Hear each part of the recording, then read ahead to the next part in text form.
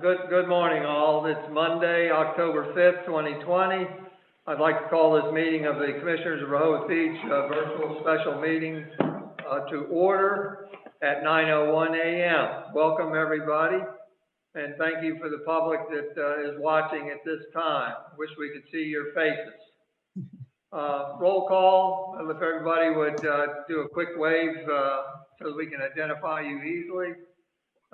Actually, it looks like they enlarged the names on here, which is a good thing. But anyhow, Commissioner Patrick Gossett. Patrick. Commissioner Ed Stranowski. Present. Commissioner Dick Byrne. Here. Commissioner Susan Gay. Here. Commissioner Pat Caluzzi. Here. Commissioner Jay Legree.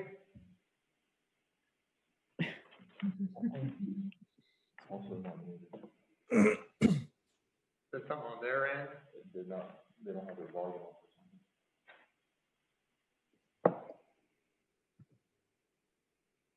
on. We're going to pause a minute till we get some audio feeds corrected. Thank you. Patrick's.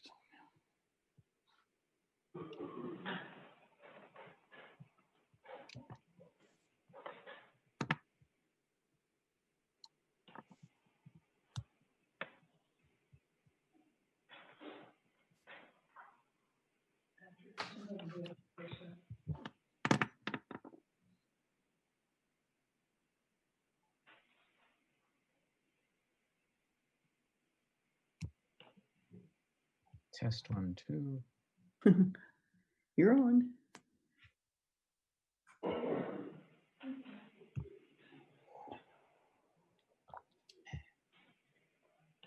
Patrick and Jay, are you there?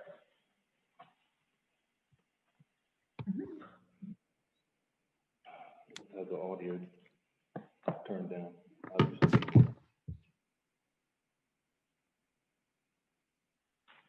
I could hear Patrick just a minute ago. I think the problem is they can't hear us. Yeah, okay.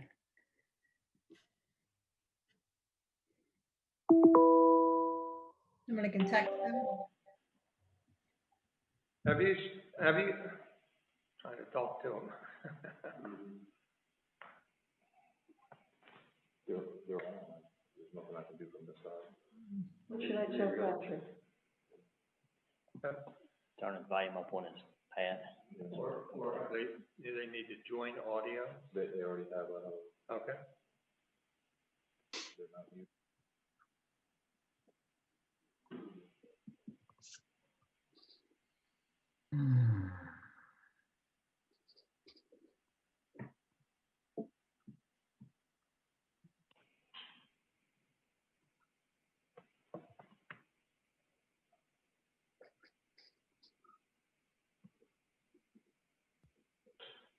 Commissioner Gossett?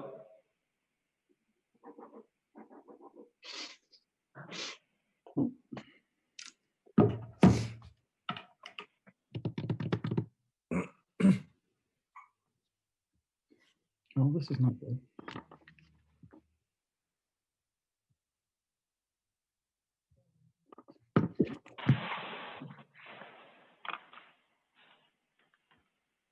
Please stand by. We are having technical difficulties.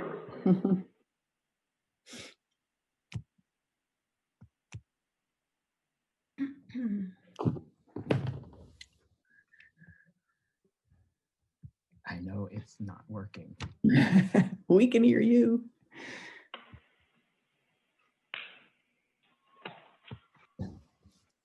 Sign off and sign back in, maybe. Yeah, he's doing that.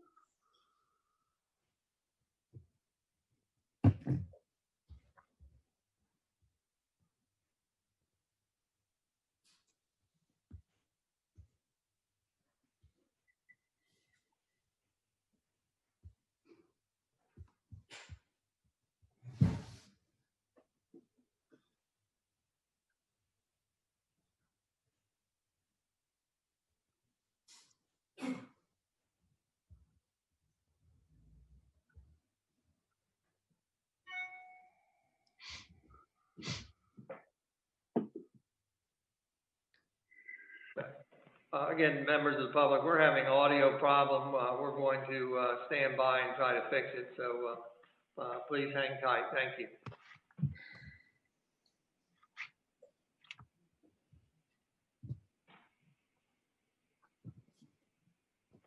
Patrick, can you hear us? I can't even see him now. There he is. Okay.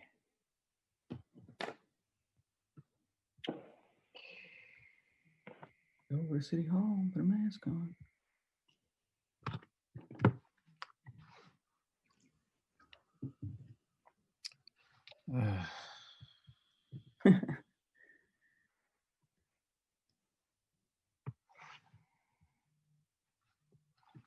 Hey, Max. I do. Can you just call into the meeting using your phone and turn the audio off on your laptop? Sure, I'll do that. What's the call in? Do you have a call in number or?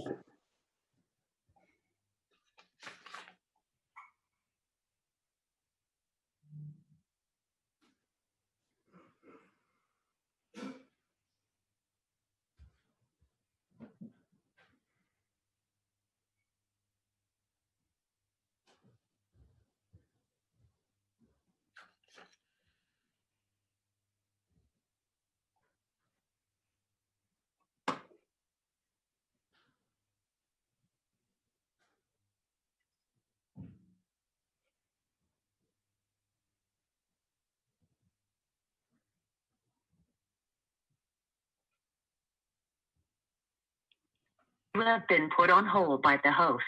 You cannot listen or talk until the host releases the hold.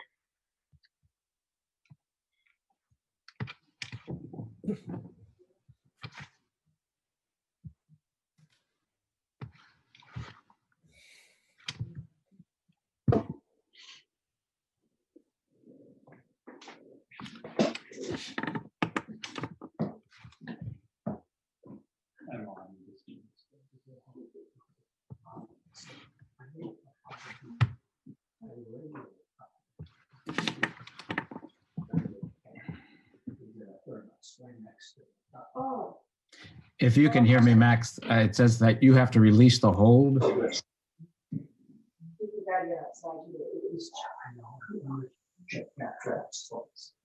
Patrick, can you hear me?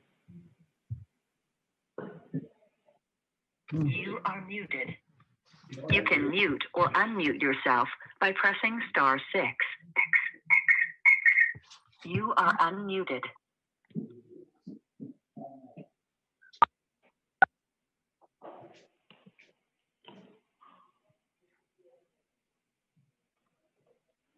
We can hear Jay. Jay, were you able to dial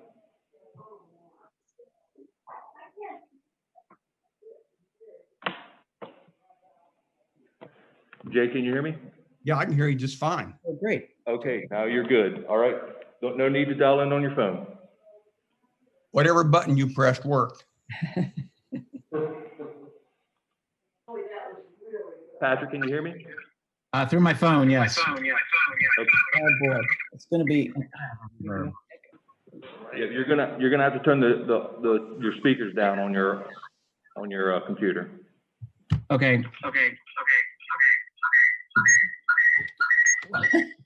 Why don't City Hall? Can you set me up there? I can. Okay, I'll be there in about 6-7 minutes.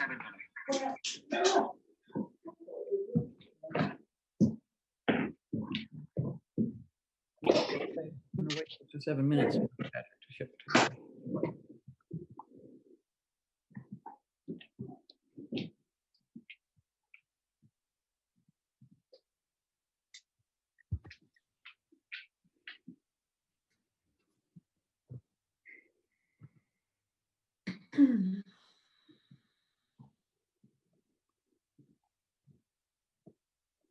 Is Patrick coming to City Hall? Is that what's happening?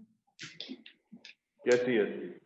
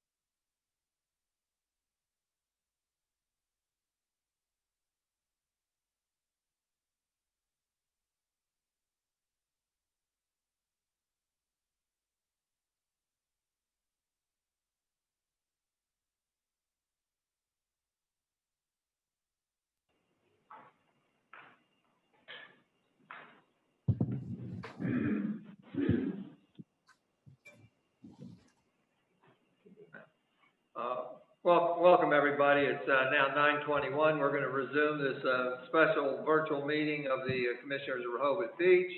Again, Monday, October 5th, 2020. This special meeting is to consider appointments for various commissions, boards, committee chairs, and organizational liaisons. We apologize for having technical difficulties and appreciate you hanging in there with us. Again, I want to thank the public for participating and watching today and providing any feedback either during the meeting or afterwards. We were in the middle of roll call when we had technical difficulties. Roll call showed that all commissioners were present at that point, but for Commissioner Jay Legree and Commissioner Patrick Gossett. We'll let the record show that both those commissioners are there. We have a full complement. So we have a quorum, so we can conduct business today. Thank you very much. I would like to go over the commissions and boards as articulated on the agenda. There is one correction, and that's for Parks and Shade Tree Commission. It has Ned Kesmodal as 3-year term, Catherine Downs as 3-year term, Laura Ritter it has as the 3-year term. She's actually filling a vacant seat and has a 2-year term. So any motion would include that one amendment to the list there that Laura Ritter is up for a 2-year term. I'd like to do this a little different this morning and allow citizen comment at the beginning. So I'd like to go right to the two people that asked to talk during this meeting, or Mr. Rick Perry and Mr. Walter Brittingham. We'll go to Rick Perry first. Thank you, Mr. Mayor. I have no comments at this time. Thank you, Mr. Perry. Thank you, Rick. Walter?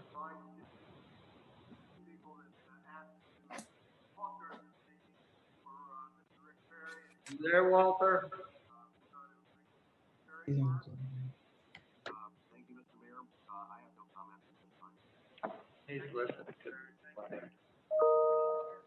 No comment, thank you. Thank you, Walter. At this point, I would like to consider how to vote. My preference for ease would be to have a motion to adopt the slate presented with that one change for the Planning Commission, Parks and Shade Tree Commission, and Board of Adjustment. However, if there's any commissioners that are going to vote against this slate, I'd like you to speak up and we'll do a roll call vote instead. If not, then Commissioner Kaluza. Yeah, I don't plan to speak against any of the slate, but I would like to comment in general at some point. I don't know whether that's after the motion is made or not, but whenever I'm allowed to, that'd be great. Go ahead. That's fine. I've mentioned this once, but I will mention it again. I think I'm disappointed that the chair of the Planning Commission was not reappointed. I think since he came on as chair and was voted by his peers to be chair, the CDP has really moved forward very quickly compared to where it was prior. So I just want to let everyone know that I'm be on the record that I'm disappointed that the chair will not continue. Thank you, Commissioner Kaluza. Anybody else? Yeah, Mayor. Commissioner Czerniawski and then Commissioner Byrne. I'll defer to Commissioner Byrne first, please. Commissioner Byrne. Okay, thanks, Mayor. Good morning, everyone. Similar comment, and with all due respect to those that the mayor has nominated, I am very disappointed that Rick Perry is not being reappointed to the Planning Commission. He has worked incredibly hard in his service to the city of Rehoboth Beach. He brought to this position, whether he was on the commission or the last year as chair, a strong skill set, a high level of competence, an incredibly diligent work ethic. And I think it's just very disappointing, and it's troublesome to me personally that he's not being reappointed after the work that he has done. Thank you. Thank you. Commissioner Swarnowski? Thank you. I would echo Commissioner Byrne and Calusi's comments on regarding Mr. Perry. I don't think there's been a more engaged committee person or commission person in the community for a while as he is. So I would echo their comments. And I do have a comment on another, on a different committee slate at the appropriate time, Mayor. Is that on the Planning Commission, Parks and Shade Tree Commission, Board of Adjustment, or one of the other committee chairs? Board of Adjustment. Go ahead then. So I believe that you have to be a resident to be on the onto the Board of Adjustment, and I'm fairly certain that Ms. Gianconacy is not, or is a property owner, not a resident. She is a resident now because her house blew up in Dover, so she in a tornado. So she lives here now. Okay. I have confirmed with her that she is a full-time resident at this point. Yeah. In Rehoboth Beach, Commissioner Swarnowski. Anybody else? Discussion? I'll reply. These comments we received at the workshop when I introduced this slate. And my comments are the same. You know, it is the privilege of the mayor to nominate for these positions, and that these nominations reflect my vision for going forward with Rehoboth Beach. And that vision, I think, was the message I received from an overwhelming support in the last municipal election. So I'm very comfortable with this. There was even a discussion at one of the previous Planning Commission meetings by the CDP consultant that indicated that people come and go all the time on the Planning Commission. It does not need to and won't stifle the CDP going forward. And also mindful that one of the Planning Commission members themselves indicated that they were all new at one time or the other. It was easy to pick up and run with the ball at that point. Also want us all to be mindful that the Planning Commission chooses their own chair, and I expect again that they will continue doing. This is not demeaning Mr. Perry at all. Yes, he's done a lot of work on this committee or commission, but this is the direction that I'm choosing to go forward. With that, if there's no other comments, I would accept, since nobody has asked for a roll call or vote, accept a motion to adopt the slate as shown with that one change in term for Laura Ritter from to 2 years. Mayor, I make a motion that we approve the slate for Planning Commission, Parks and Shade Tree with the one correction of Laura Ritter at 2 years and the Board of Adjustment. Do we have a second? I second the motion. We have a motion and second to adopt the slate for Planning Commission, Parks and Shade Tree Commission, Board of Adjustment as shown with the one change in term for Laura Ritter to 2 years. All those in favor signify by saying aye. Aye. Aye. Aye. Those opposed, no. And the motion is carried. Thank you for your comments. Appreciate it. The second, I'd like to conduct it the same way. Prefer to try to adopt it as a slate if you're comfortable with that. If not, then I appreciate you speaking up and we can conduct a roll call vote. You can see that what I'm trying to do is populate the committees that have lost chairs with new chairs so that the business can continue with that, and also appoint organizational liaisons. The one that was vacated by Mayor Coons when he stepped down. And with that, I do want to say that we will be talking later today about a committee review in full. So those committees that are not mentioned here will continue to work and move forward until such time as we give them different direction. So with that, I'd like to entertain a motion for adopting the full slate as noted. I so move. Do we have a second? Second. Yeah, we have a motion to approve and second to adopt the slate as shown on the agenda. All those in favor signify by saying aye. Aye. All those opposed, no. And that slate is adopted. We've already had citizen comment, so we will adjourn this meeting. Thank you very much. And we will start the workshop meeting in about 1 minute. Thank you very much.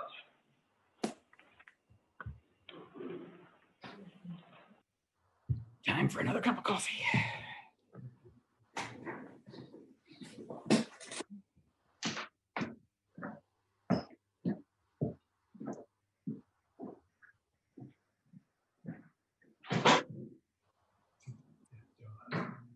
She said it stops all conversation.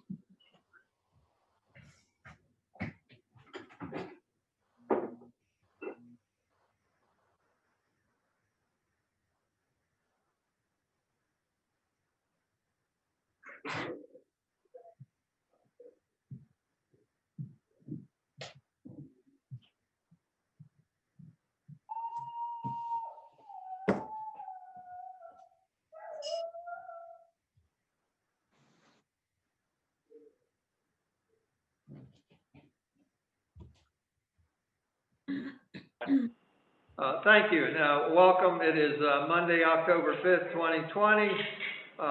Welcome to the virtual workshop meeting of the Commissioners of Rehoboth Beach. I'd like to call this workshop meeting to order at 9:33 a.m. I'd like to welcome members of the public to be watching us and participating in this meeting. Again, I wish we could see your faces, see how many are out there, and whether you're smiling or frowning. I'd like to conduct roll call vote as we normally do.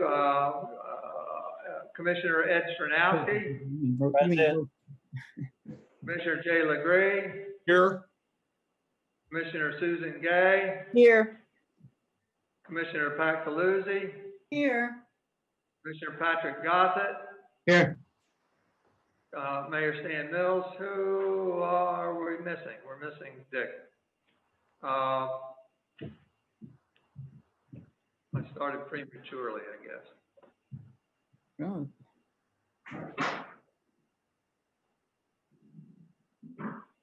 You drop off?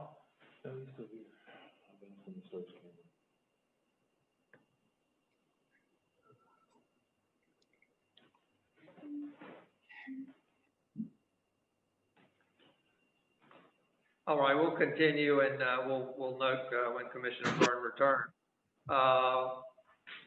Correspondence, the only correspondence I have identified, Ann, is a letter dated September 24th, 2020 from Carolyn Park of the Rehoboth Beach WB Commerce. And that's a broad letter in support of implementing 5G wireless. So I'm not going to get into it anymore because Carol, I believe, is a speaker and can speak to it during the wireless topic. And we'll note that Commissioner Burns is back with us. Thank you very much. Thank you. Next is City Manager's report. Thank you, Mayor. Good morning, Commissioners. Regarding the citywide street paving program, a pre-construction meeting was held last Tuesday, September 29th. Abel Construction is the contractor. They were also the contractor last year for the paving program, and they did a very good job for the city. The following locations are those that will be paved for the 2021 fiscal year. Sussex Street from Columbia Avenue to 5th Street, Lake Avenue from 2nd Street to Surf Avenue, and Stokely Street from Hickman Street to Scarborough Avenue. Wednesday, September 16th, city staff, as well as representatives from Hilton Displays and the Merge Design Group, completed a walkthrough of the wayfinding signage project.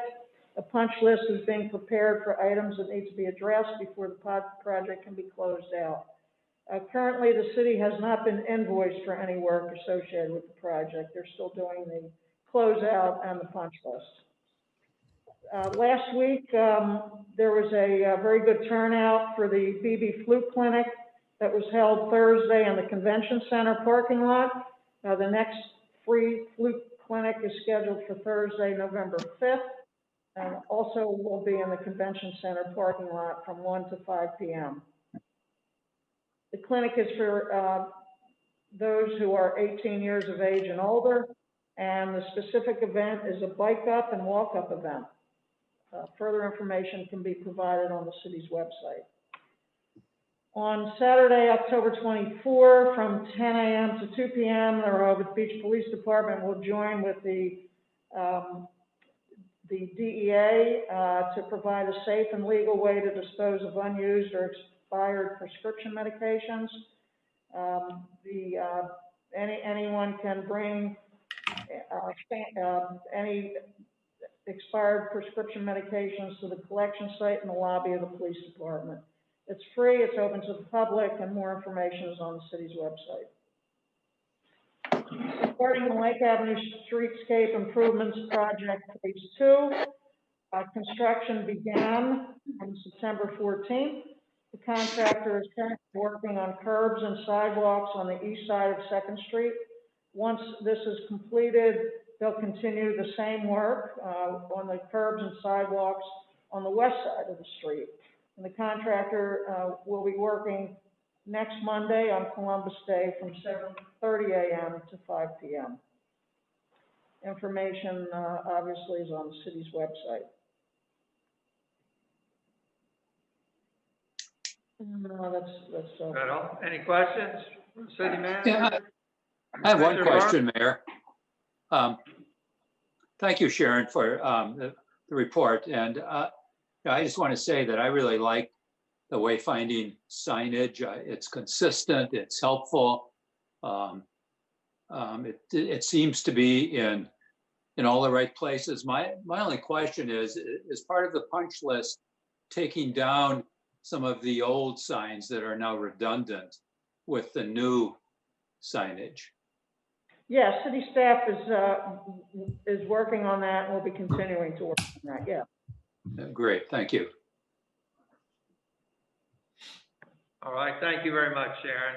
Ann Womack, I skipped over you. As far as correspondence, I received a phone call from Dr. Trejos this morning. He had a piece of correspondence that was dated October 1st for the wireless communications facilities. I have embedded it into the agenda this morning, just prior to the meeting. It's a piece of correspondence that had been forwarded to all of you prior to this meeting. Thank you very much. Yeah, I saw that. Up next, we'll go to City Solicitor's report. Thank you, Mayor. Just a reminder for the commissioners that Wednesday morning we'll be having a executive session to discuss open litigation and some FOIA issues. Just as a matter of update, it's not going to be don't expect it to be a decision-making meeting as far as any sort of strategy goes. I guess the agenda does allow for decision after the executive session if there's anything that comes up that we need to act on, but it's largely an informational session for the commissioners Wednesday morning. Right, but it does allow for action if needed. Right. Thank you, Glenn. Any questions? If not, we'll move to our first line of old business is discuss program for wireless communications facilities and possible amendments to the appropriate zoning code based on recommendations by the Environment Committee. If you recall, the Environment Committee, I think back in August or so, came up with 15 recommendations, and those are the ones that we're taking a look at today. My expectation is that we will talk about each one of those recommendations from the Environment Committee individually, with comment by the city's consultant and city manager and city lawyer, and allow for discussion or input from the Environment Committee, as well as those members of the public, also Verizon and AT&T representatives. So, Sharon, do you want to take it over? Thank you. Thank you, Mayor. Yeah, just very briefly, you pretty much encapsulated what we're doing here with the agenda item. But for those who may not know, about 13 months ago, September 9th, 2019, the mayor and commissioners then adopted an ordinance providing for regulation of tower-based wireless and non-tower wireless, and also small wireless communications facilities that are known as the Wireless Communications Facilities Ordinance. Since that time, last September, there's been discussion, there's been some public comment about some safety regulations, some health issues regarding specifically the 5G proposals that are being submitted now. And the Environmental Committee also discussed this at length. Based on, as the mayor said, in August, the Environmental Committee, their concerns, Mr. Mandelis and I reached out to Mr. Mike Roberts, the city's consultant from the Cohen Group that we had used basically to come up with the Wireless Facilities Communications Ordinance last year in 2019, and Mr. Roberts then formulated some responses to that. So with that, I'll turn it over to Mr. Mandelis. Thank you. As the city manager said, we did work with Mike Roberts and got some responses, really inquiring about the Environment Committee's report and recommendations to see what were feasible, what were not, and what things maybe we should be thinking about in connection with each of those items. So, Max, is Mike on? Good morning, Mike, if you're there. Hi, yeah, Glenn, I'm here. Hi, Mike. What I'd like to do, so this is Mike Roberts from Cohen Law Group joining us. What I'd like to do is go through each of the Environment Committee's recommendations, and then, Mike, if you'd be willing to just give a brief response based upon your September 11 memo, just proceed that way, I think. Is that acceptable? Yeah, absolutely, absolutely. Mayor, Glenn, could I interrupt for just a moment, please? Sure. Yeah, thank you. Heather Metz, who is a member of the Environment Committee, is on the call with us this morning. And it seems to me that it would also be helpful for her to comment briefly on each of the recommendations. She's the primary author and has done the bulk of the research. And I think that would give us a balanced kind of approach to looking at each of these without making it too long or too laborious for us. So my understanding in discussing with the mayor intends to allow for public comment, and from Heather and from the utility companies and from members of the public on each recommendation, so that we can get a full complement of thoughts on each of the recommendations as we go. Thank you. Thank you, Commissioner Byrne. However, we do have time constraints, so we want to be very cautious about our time. Want to give as much as possible, but I did advise the Environment Committee that we wanted to try to condense as much as we could some of their rationale. And if some of these recommendations were moot, that we were just going to go with them, that maybe they would forego a rationale possibly. Also, we've got on the line 3 representatives from Verizon. Rather than give each one 3 minutes, I'm hoping that they can do a total of 3 minutes or pick one person to speak on their behalf. We also have AT&T online also. So that's the way our program will go. We'll read a recommendation. We'll get Michael Roberts from Cohen Group's feedback on it, and then allow for commissioner discussion, and then we'll go to the Environment Committee via Heather Metz representing the Environment Committee, and then we'll go to the other members of the public. Commissioner Legree, you have a question? Yes, thank you, Mayor. Before we start this discussion, I think we need to make it clear that the recommendations from the Environment Committee were made before the Ninth Circuit delivered their findings. So the answer to the recommendations from the Environment Committee have all had the benefit of knowing the findings from the Ninth Circuit, which changed everything. So I'd like to lay that groundwork before these discussions start. Thank you so much for letting me speak. Thank you. And Commissioner Gossett? Just to confirm, it's the August 7th document that we're going to review or should be reviewing? September 11th. Yeah. Yes. It's the August 3rd, report of the Environment Committee. Oh. There's the Environment Committee recommendations dated August 3rd, but then the feedback from Verizon is based on a version of recommendations from the Environment Committee dated August 7th. So I couldn't find much difference between the documents. Maybe the Environment Committee can articulate what the differences are. In the meantime, we'll go ahead and start. Each of the 15 recommendations, 5 recommendations are broad. The other 10, second set of 10 are relative to the permitting process. So I thought maybe, like Commissioner Lussier did with giving some background, I should have asked Mike Roberts if he had any upfront comments he wanted to make before we got into it. Mike, is there anything you wanted to say before we get started? Absolutely, and thank you, Glenn, and thank you everyone for having me. I just wanted to, before we dive into the specifics of the Environment Committee recommendations, just give a bit of brief background on who our firm is, as well as a bit of brief background on the applicable law here. I'll try to keep it as brief as possible, but I think it would be beneficial as we go through each of the recommendations to kind of have some background as to where I am coming from in terms of the applicable law here, and I think as well as where some others may be coming from as well. Is that okay with everyone that's on? Yeah, great. Thanks, Mike.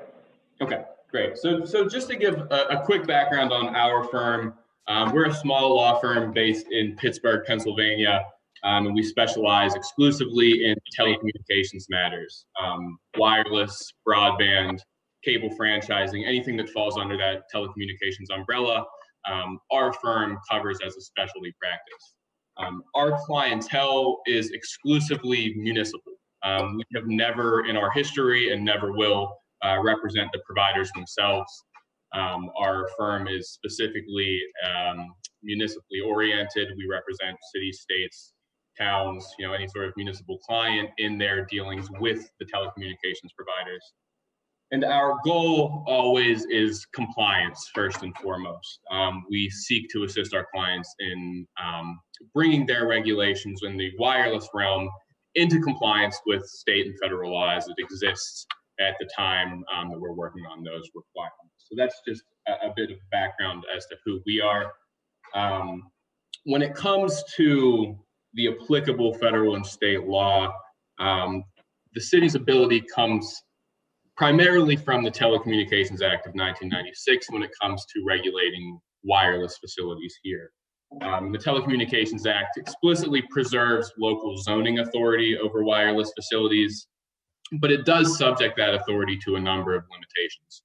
And those limitations have kind of been expanded over the years via FCC order. But there are a few that I think are worth mentioning before we discuss the Environment Committee recommendations.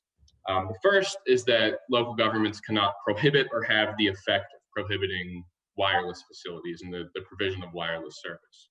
So prohibit is an easy one. The city can't simply say no facilities are permitted to be deployed at all. But effective prohibition is an important one to bear in mind as we look at these recommendations individually, because imposing regulations that are overly burdensome or that are really difficult to comply with can constitute an effective prohibition. So when we look at these recommendations, we're looking at them through that lens. What could constitute an effective prohibition? What could result in a potential legal challenge from providers that the city would then have to defend? Local governments also cannot impose moratorium on wireless facilities deployment. That comes from the Telecommunications Act as well as a subsequent FCC order known, of course, as the moratorium order. basically saying that we can't institute some temporary pause on the deployment of wireless facilities either. There's some leeway in cases of emergency there, but in terms of simply saying no applications are permitted for an extended period of time, that's also prohibited by federal law. And then finally, and I think this is the most important one to consider for a number of these, local governments are not permitted to regulate the placement, construction, or modification of wireless facilities based on the environmental effects of radio frequency emissions.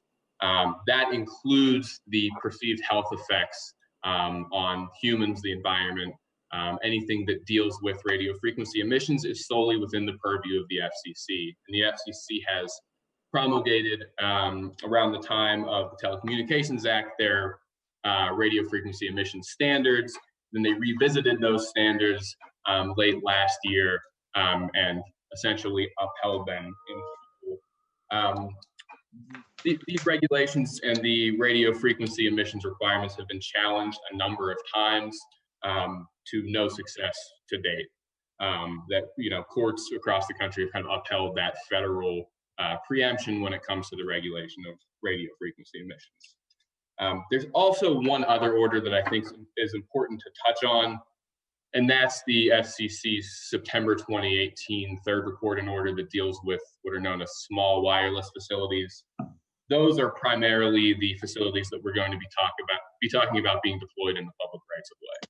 And the FCC kind of did a wholesale revision of regulation of those facilities at the local level and imposed some really strict requirements on what we can and can't do for those facilities as well, including what would constitute an effective prohibition, which the FCC has stated is now considered a quote unquote material inhibition of the provision of wireless service, which includes things like densifying a network, deploying new technologies, addressing gaps in capacity, which differ from gaps in coverage, which are kind of what these new small wireless facilities are seeking to address, those gaps in capacity.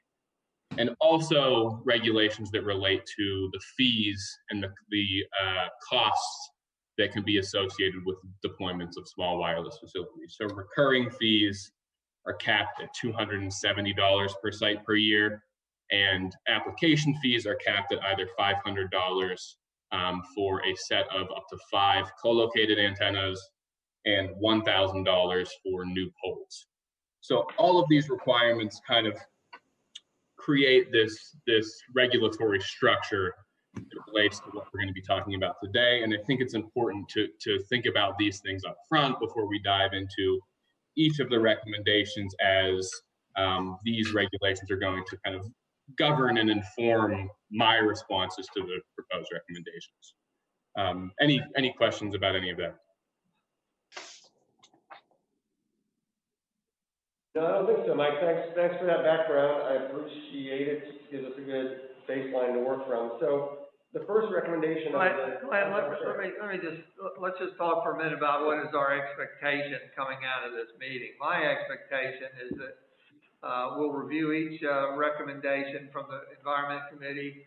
We'll get feedback from Michael Roberts and also Glenn and Sharon, and then from the Environment Committee, et cetera. Members of the public. And I'm not sure that we'll come to conclusion today on each of these recommendations, but if not, then we can bring it forward at the October regular meeting and even consider a vote on some of the items at that time, if that's all right with you all. So with that, Glenn, I'll turn it over to you. Thanks, Mayor. So there's a group of recommendations that came out of the Environment Committee, first that deal with amending the zoning ordinance at section 270-46.1.2. So the first of those recommendations is that wireless communications facilities will be set back 60 feet from any residential dwelling unless approved through a conditional use proceeding. And Mike has some thoughts on that. Mike? Yeah, so my thoughts on the conditional use recommendation are twofold. First deals with the question of timing. So federal law requires that the city address applications for small wireless facilities in either 60 days for a co-located antenna That would be an antenna that's being attached to an existing pole in the public rights of way, and 90 days for a new pole. So these are very compressed timeframes, and it's important to note that that 60-day or 90-day timeframe includes or runs from the date of the application submission to the end of the process in its entirety. That includes the, assuming a conditional use process here, advertisement, hearing, decision process, as well as the issuance of any permits that are needed, and the execution of any agreements that are required on that 60th or 90th day. Everything that the city has to do to approve, assuming approval of a facility, has to be completed. So my first comment is simply dealing with timing.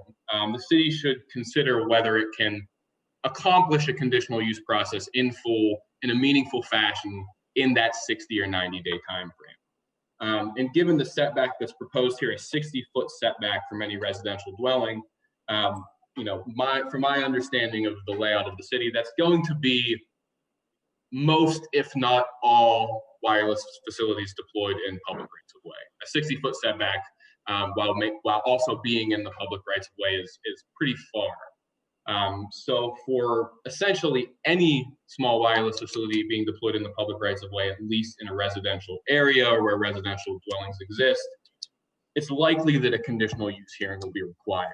So my first comment is simply consider whether that process can be accomplished in the 60 or 90-day time frame. From my experience with our municipal clients, most have not felt that that's a feasible time frame, particularly if opposition arises or if significant comment arises that can stretch that process out. At the end of that 60 or 90-day time frame, providers are entitled to seek injunctive relief in federal court and essentially obtain a court order forcing the city to approve their facility anyway. So that process can be difficult, and it can ultimately be kind of mooted by federal law at the end of that process. My second comment deals with what the rationale for this requirement would be. So if the conditional use process is considered or contemplated for the idea of allowing opposition based on radio frequency emissions, it's important to note that the city cannot, to the extent that a facility is in compliance with the FCC standards, deny any application based on radio frequency concerns. No matter how strong opposition may be, no matter what that concern might look like, if a proposed facility complies with the FCC requirements, federal law from the Telecommunications Act in particular prohibits the city from denying an application or otherwise regulating a facility based on concerns about those radio frequency emissions. So it's important to note that that process can invite comments of this sort, and then the city finds itself in a difficult position to where there's considerable opposition to hear, but there's nothing really that the city can do at that point to respond to that opposition. So those are my twofold comments on that recommendation. May I speak? Yeah, let's do Commissioner's first, right? Commissioner LeGree? I don't think any commissioner has any intention of violating the findings of the Ninth Circuit. And to violate the shot clock or to violate the medical emissions findings, I don't think any of us would be doing that. So to argue about a recommendation that was made before the findings were issued is a waste of time. I'm not going to vote for something that violates the FCC order or violates the findings of the Ninth Circuit Court. The only real contentions that Judge Schroeder had was she thought it was very troubling with in the discussion of aesthetics, and she thought it was a very difficult part of her decision. And we could be much better using our time to talk about some changes that we might want to make. And so I'll listen attentively, but I don't think the commissioners had any intention of making amendments that would violate the the Ninth Circuit's findings. Well, Commissioner, I think we're trying to be methodical here and need to address each one at a time, so it doesn't look like we're dismissing something wholesale without giving it consideration. Thank you very much. Any other commissioner comments? Yeah, I have a couple of questions about it. First of all, I knew from previous information that Heather had gathered that there are a number, and from some that I'd found myself, that there are a number of other communities that have fairly significant setbacks. And in my mind, the health reasons, I mean, I know those are important, and I understand that those have been addressed, and that we cannot limit on the basis of that. But the issue of property values and aesthetics is a big one. And so I guess what I don't know is if the recent court opinion basically is going to change those communities that have already adopted these setbacks, or if, I can't remember what I read on that one, or if it was just related to the health reasons, or what we can do in terms of setbacks, because there does seem to be a precedent there in other communities, and it seems to be based mostly on the adverse effect on property values in residential neighborhoods. And any other commissioner? Glenn, do you have? I was just going to mention, maybe Mike wants to talk just briefly to the Portland case out of the Ninth Circuit and what its conclusions were, which largely related to aesthetics and not to radio frequency emissions. I'm not sure if you're ready to talk about that or not, Mike, but if you could give a little color on what the result of that case was, it might help. Yeah, I'm happy to do so. So the City of Portland case in the Ninth Circuit that's being referenced here was a challenge, kind of a group challenge from a number of municipalities and municipal organizations at the national level to the FCC's small cell order that I mentioned earlier. They essentially challenged that order in toto. Basically, each requirement of that order, and I can go through each of those individually if you'd like, was challenged at some level by municipal challengers. The Ninth Circuit Court ultimately upheld the FCC's order in full, save for two items.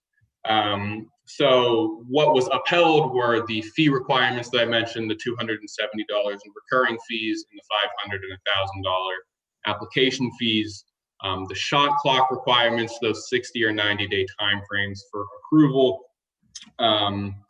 the changes to the effective prohibition standard, and then the aesthetic requirements, which initially, and I didn't mention this really earlier, the initial aesthetic requirements, so anything that would relate to the design of a small wireless facility, were addressed by that small cell order, and the FCC had initially said that those requirements have to be objective, they have to be reasonable, they have to be no more burdensome than those applied to similar infrastructure providers in the public rights of way, and they have to be published in advance. So basically what that meant was the city would have to prepare, and we have prepared, comprehensive design requirements for small wireless facilities that are contained within some document and accessible to providers at the time of application, and that are essentially no more burdensome than, in the worst case scenario interpretation, any other occupant of the public rights of way, including wireline telephone providers, water providers, gas providers, anyone that's accessing the public rights of way, or other similar infrastructure providers, meaning utilities that are deploying similarly sized and designed infrastructure, which is kind of a difficult comparison, but can be other communications providers as well as electric providers typically who are deploying similarly sized boxes and transformer equipment. What the Ninth Circuit ultimately held is that about half of the requirements are in place. So they struck the requirement that the design standards be objective, essentially stating that any zoning requirement has a certain degree of subjectivity that is required. You all can appreciate, I'm sure, that when you're looking at a proposed project through a zoning lens and how that comports with the aesthetic characteristics of the neighborhood, you have to take each of those on an individualized basis because they're all in their own location. They're all kind of have their own design. So that was one prong that was struck by the Ninth Circuit. The other was the requirement that design standards be no more burdensome than those applied to other occupants of the public rights of way. For the reasons that I kind of alluded to a bit earlier, that small wireless facilities, while they may be comparable in size, are a distinct type of deployment from other occupants of public rights of way. And the federal law that the FCC was citing when they justified that requirement really didn't say what they purported it to say. It stated similar infrastructure providers, other similarly situated occupants, which would be other wireless providers. So essentially, that FCC order is upheld mostly in full, save for those two requirements. And then the Ninth Circuit also upheld a few other pieces of FCC regulation, including things like the moratorium order, stating that we can impose a moratorium on wireless facilities. Thanks, Mike. Mayor, do you want to go to, if there's no other commissioner comments on this first recommendation, do you want to go to Ms. Metz? Heather, let's remember time constraints. We'll have more time in future meetings. However, we want to preserve the time for Michael Roberts today as much as we can. Heather, are you there? Yes, I'm here. Thank you, everyone. Thank you. I'd just like to start by saying that the proposal was very carefully crafted to make sure that we are meeting at the time the requirements of the FCC, and that there is nothing in the proposal that would give the city the authority to reject a wireless communications facilities based on health effects. That's not in here, and that was never really a consideration after the first discussion. So I just want to make that clear, that is definitely not part of the proposal. As far as the first point, the 60-foot setback is merely in there to provide people in residential areas with a method to be informed, to have transparency about the process, about what's going on, so that they would be notified, and there would be a process with the city that they could go through to make sure that, as the lawyer said, that the aesthetic requirements will be upheld. The FCC's decision that aesthetic requirements can be met as long as they're subjective is something that needs to be aired with our local government. And if those wireless communications facilities are just approved without any process of involving the public or our elected officials, then there's no way to guarantee that those aesthetics are subjective. That is the only way to do that. And I feel that with our city's meeting schedule of having workshops and meetings every 2 weeks, that it would not be a problem to meet that 60-day requirement. Thank you, Heather. Remember, we're focusing on each individual recommendation. However, if you have something broad that might fit in, that would be welcome. Carol Everhart, please.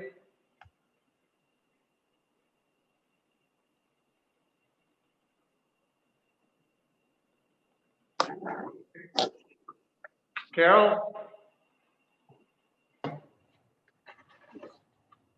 If not, we'll... Carol, are you there? You might be on mute.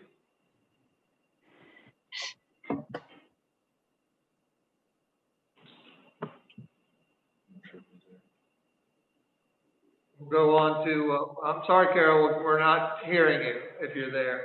Walter Brittingham, oh, are you there? Can you hear me now? Yes. We can. Okay, thank you so much. Technical difficulty, I guess. Well, you've seen our letter of support for the continuation of the 5G, and the letter is fairly clear of the main reasons why. You know, if you're going to, I'm going to put on my chamber hat, I'm going to put on my business hat and my visitor hat in particular, and the city hat.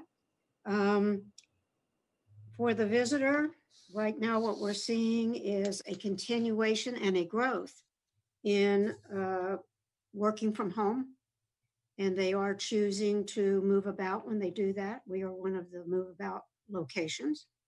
So definitely it is at this time, and as it's growing, something that is needed now and is going to continue to be a growth need in the future.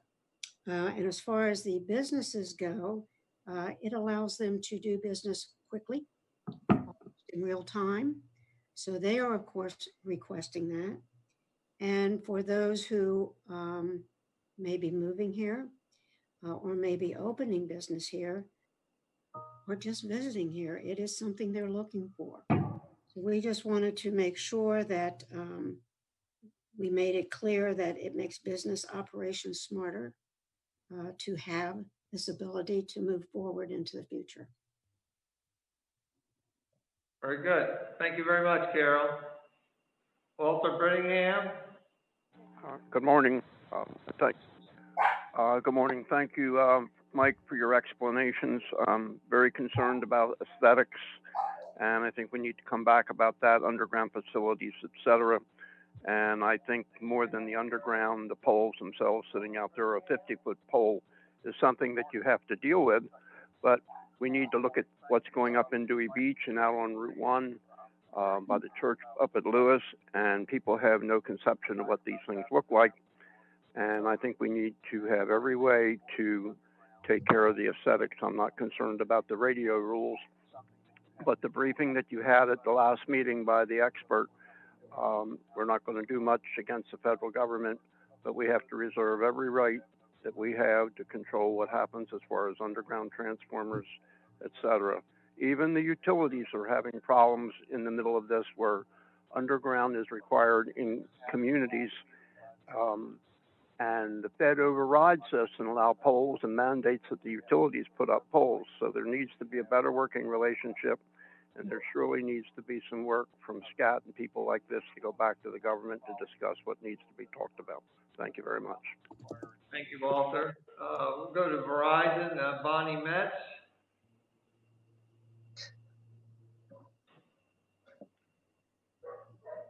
Sorry, I'm going to let Megan Riley speak to this issue, please. All righty, Megan Riley with Verizon. Thank you. Hi. I'm sorry, I'm not clear on which issue I have been authorized to address at this point. Are we talking generally about Verizon's feedback or the undergrounding of equipment? The setbacks. I mean, The setback issue? I think, Megan, this is fine. We're really talking right now about the 60-foot setback suggestion by the Environment Committee and the conditional use process for those. Thank you. Okay, yes, and I'm sorry, because Verizon did provide comment on a number of the items in the Environmental Committee's recommendations. So I wanted to confirm. Verizon does find the 60-foot setback requirement concerning because on its face, given the fact that our small cell deployments are in public right of way, that would not, I mean, we would not be able to comply with that, with the setback requirement that significant.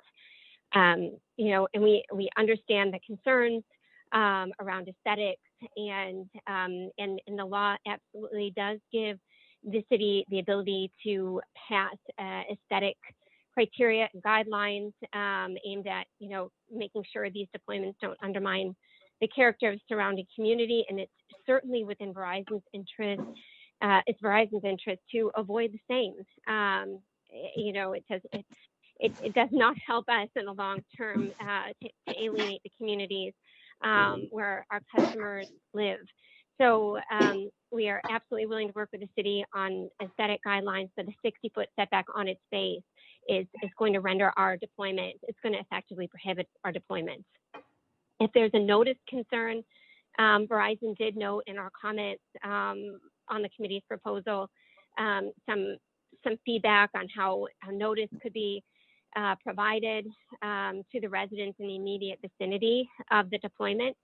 So again, certainly willing to work with the city and weigh in on the best means for providing notice to residents, but don't believe that the 60-foot setback requirement is really tailored to achieve that particular objective. Thank you, Megan. And just a reminder to everybody that there is a support document embedded in the agenda with feedback from Verizon that she's referencing. Next, we'll go to Joseph Joseph of AT&T. Hi, good morning. Thank you, Mayor, and thank you, commissioners, for allowing us to participate. Generally, AT&T is in agreement with all of Verizon's comments with respect to this document. I would say for this, the 60-foot setback seems very arbitrary, does not at all distinguish between existing structures or new poles, when in fact, I think you want to have providers use existing poles if at all possible. So this is very arbitrary, yet the placement of small cells for whatever purpose is not arbitrary. It is based on engineering data and analysis on where this infrastructure is needed. So there really is a question of how did 60 feet become the determinant, or how is it selected? It seems like it's a veiled attempt at the radio frequency. So it would be a problem given the right of way and the way it is in Rehoboth. Thank you. Thank you, Joseph. Unless the commissioners have any further comment on number 1, then we'll go to number 2. Commissioner Calusi. Yes, thank you, Mayor.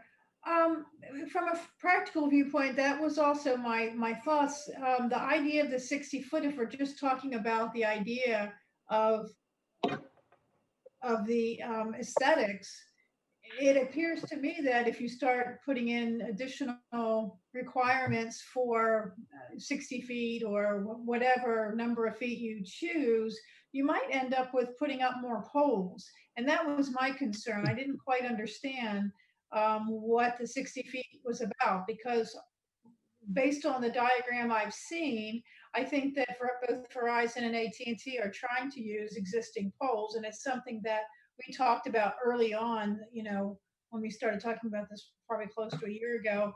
To me, that makes a lot of sense. So I'm not sure what the 60 feet buy us. So if someone can address that, that would be helpful. Thank you. Any other comment by the commissioners? If not, that concludes discussion of recommendation number 1 of 15. We'll go to number 2. Mayor, could I make just one comment? Yes. We've talked a lot about the aesthetics, and I thought that we passed a design standard, some type of design standard or aesthetic standards related to this back in the fall of last year, where it would come before the commissioners specifically as a conditional use rather than, I believe, the Board of Adjustment. If there was a dispute in the design standards. Glenn, could you? Do you recall? I don't recall anything passed. So we did pass, you all did pass a series of design guidelines. A standard wireless communications facility, one of the small wireless communications facilities, generally will not come before the commissioners. Now, Thursday, my recollection of the ordinance, and Mike may be able to speak to this as well, since he was the primary drafter, is that I believe that a new tower would come before the commissioners. But there may be some variance process that goes to the Board of Adjustment. I just don't recall. Mike, do you? So per my recollection, and forgive me, I don't have the design standards pulled up right now. For new towers and new non-tower facilities that are not small facilities, those would be conditional uses. For disputes as to the design standards, I believe that would go to, at least in the last draft I recall, the city manager, I believe, for dispute, for resolution of that dispute. So I believe that was simply a time frame question as well, that once a dispute arises and we have shot clock time frames to contend with, we want to be able to resolve that dispute as efficiently as possible. I just thought it was, and I'm having trouble finding it from the fall of last year, but I know that it's something that we passed, and I thought it was relevant in this topic, since we are talking about both conditional use and the aesthetic aspects of it. Yeah, I appreciate that. Perhaps the Environment Committee could comment, but I think most of their recommendations were not really with an eye toward aesthetic. It was more radio frequency emissions and those sorts of issues, I believe. Do you want me to go to number 2, Mayor? Yes, please.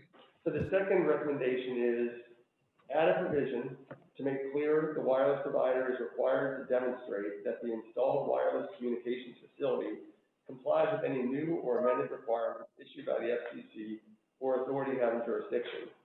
The city will annually review the permit for compliance with FCC regulations and have the right to revoke the permit and demand removal of the wireless communication facility if any new or amended requirements are not being met. Mike, comments? Yeah, some of my comments here are going to speak to item 3 as well, so forgive me if I reiterate them when we talk about the next point as well. As a preliminary point, I'd like to note that the ordinance does require proof of compliance with the FCC standards that are in place. It's in sections, and there's the same requirement reiterated for each type of wireless facility. So section 270 46.1.2 A1J. I realize I'm giving you long citations here. 270-46.1.2 B1G and 270-46.1.2 C1G. For each application, for each type of facility, compliance with those FCC standards are required. The application would then require proof of that compliance. Typically, that's provided via a radio frequency report that's prepared by a certified radio frequency engineer at the time of the application. So that's item 1. When it comes to annually reviewing the permit for compliance, my comments are more at a practical level than anything. I do have a few concerns both with this and then the next comment when it comes to compliance with those recurring fee requirements. But in terms of practical comments on reviewing the permit, my question is simply, what would that procedure look like for the city? I think that's something that we have to consider. Who performs that annual review for compliance? Who at the city staff level, assuming it's through city staff, will be kind of making these calls as to compliance with those radio frequency emissions requirements. And then both for items 2 and 3, when it comes to cost, assuming we are determining whether either the city or the provider is responsible for any costs associated with this. The fee schedule that we initially discussed when we passed the ordinance a while back pushed us up to that maximum FCC fee level of $270 per site per year in recurring fees. To the extent that we're imposing additional requirements beyond that are going to impose additional fees on those providers, the city does open itself up to some challenge when it comes to exceeding those FCC fee levels. To the extent that we exceed those fee levels, we have to show that those costs are reasonable and that the fees being charged are a reasonable approximation of the city's actual costs as it relates to the management of these facilities.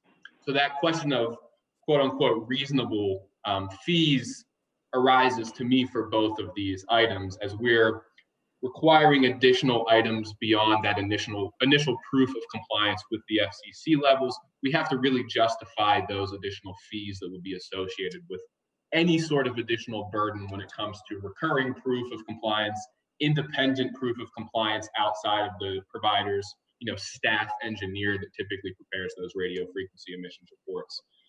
So typically what we see is language similar to what's in the ordinance now, requiring initial proof of compliance with the FCC requirements. And then to the extent that there is any sort of recurring proof of compliance required or recurring certification required, that's typically done at a bit of a longer time frame, whether that be 3 or 5 years, something along those lines. Or, and this is kind of most frequently the language that's used, anytime a modification occurs to the facility where the RF emissions might be affected in some fashion, whether that's upgrading the antenna, replacing the antenna, making some sort of change to the equipment itself. Otherwise, the facilities tend to kind of operate at the same level throughout the duration of their life. Glenn, Mike referenced recommendation number 3. Could you read that and let's combine them together so that comments pertain to both of those at the same time? Yeah, thanks, Mayor. I was gonna suggest the same thing, because they're closely related. They both deal with ensuring compliance. So number 3 says, add a provision that the wireless provider is required to have an independent licensed radio frequency engineer measure emissions from each small cell at the site, certify that the wireless communication facility itself and in combination surrounding our emissions comply with FCC regulations at the time of installation, and submit a yearly report to the city. Each application shall include 3D modeling of radio frequency emissions for each proposed site. Mike, I know you commented on this in some ways. Did you want to add anything? I think generally I covered most of what I wanted to say about this one. The 3D modeling requirement, I think, is fine to the extent that we want to expand or clarify what exactly we're expecting when it comes to a submission here. But again, questions of independent when providers are typically using staff engineers, all of this is going to have questions of cost. And I'm sure, to the extent that we open to the providers, we'll hear the same comments from them as well. So my concerns as kind of special counsel here deal with exposing ourselves to legal challenge when it comes to reasonableness, exceeding FCC fee ceilings, as they're called.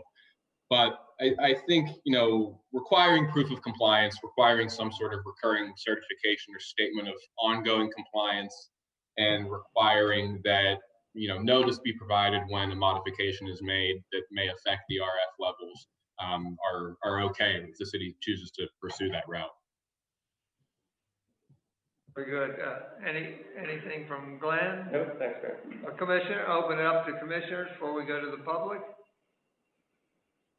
Seeing no comments. We'll go to the members of the public. Carol, do you have more that you'd like to say, or? I think I'll leave procedure and cost up to the city. Thank you very much. Heather Metz, please. Yes, Mayor, thank you. The goal of these two items was obviously to ensure that the providers are complying with the FCC regulations. There's obviously no way to know if you're complying with the regulations unless you actually do the testing. So that was the goal of these two items. This language is based off of what other cities have used, and requirements that other cities have to use an independent certified radio frequency engineer to ensure compliance. As we move forward with the densification of these networks, there's going to be an amount of overlapping radio frequency. So it's just another way to ensure that everybody is in compliance. There may be in the future more players than just Verizon and AT&T as all of these systems are built out. So again, here, you can't have compliance without testing, and that was the goal. Thank you. Thank you, Heather. Bonnie Metz? Sure. Yes, hi. So I had asked Andrew Peterson, who's a licensed professional engineer who specializes in RF design and compliance, to join us today just to talk to some of these issues and also to answer any questions that the commissioners or you may or may have about RF and safety and things. So I'm going to turn it over to him briefly, and he's going to respond here. Good morning. Good morning, commissioners. Good morning, Mayor. So on this point, I'd like to just clarify here that wireless providers are required to demonstrate compliance with very specific exposure criteria. That exposure criteria is set forth in the FCC's Office of Engineering Technology, Bulletin 65. And as per Bulletin 65, a predictive study of anticipated exposure levels is an adequate demonstration of compliance. In fact, it's quite necessary because oftentimes, as in the case here, with the application, it is required that a document, a report, be provided that demonstrates compliance. And of course, we can't go out and measure something if we're only at the application stage. Also what the OET 65 document focuses on is on the details, and it prescribes the formulas and details the exact methods that folks myself are required to use when evaluating proposed facilities like this. Not only do we evaluate a facility like this at ground level for folks that are in the vicinity walking past, but we also are very careful, particularly with small cells, to evaluate all locations of public access that could be elevated. So nearby balconies, nearby rooftops, where folks can find themselves working or recreating at an elevated position where exposure levels potentially could be greater. So what we do, and I do these routinely for Verizon and other wireless providers, is we evaluate these facilities on an individual basis at ground level and at all elevated positions surrounding to demonstrate compliance. And oftentimes, the case that we find is that they're compliant by margins of 100-fold in many cases, particularly at ground level. Thanks. Thank you, Andrew. We'll go to Joseph Davis, AT&T. Yes, sir. Thank you. I would just agree absolutely with what Andrew commented. You know, we under our license are obligated to operate within FCC standards, and to do anything otherwise would jeopardize our license, which is very significant. And there is no, you know, I think as Mike Roberts talked about, if there's a modification to the site, yeah, then there is some merit to making sure that that modification still stays within the parameters of the FCC guidelines. But to simply create this regime because, you know, we might not be following, you know, the obligation of our license seems a little,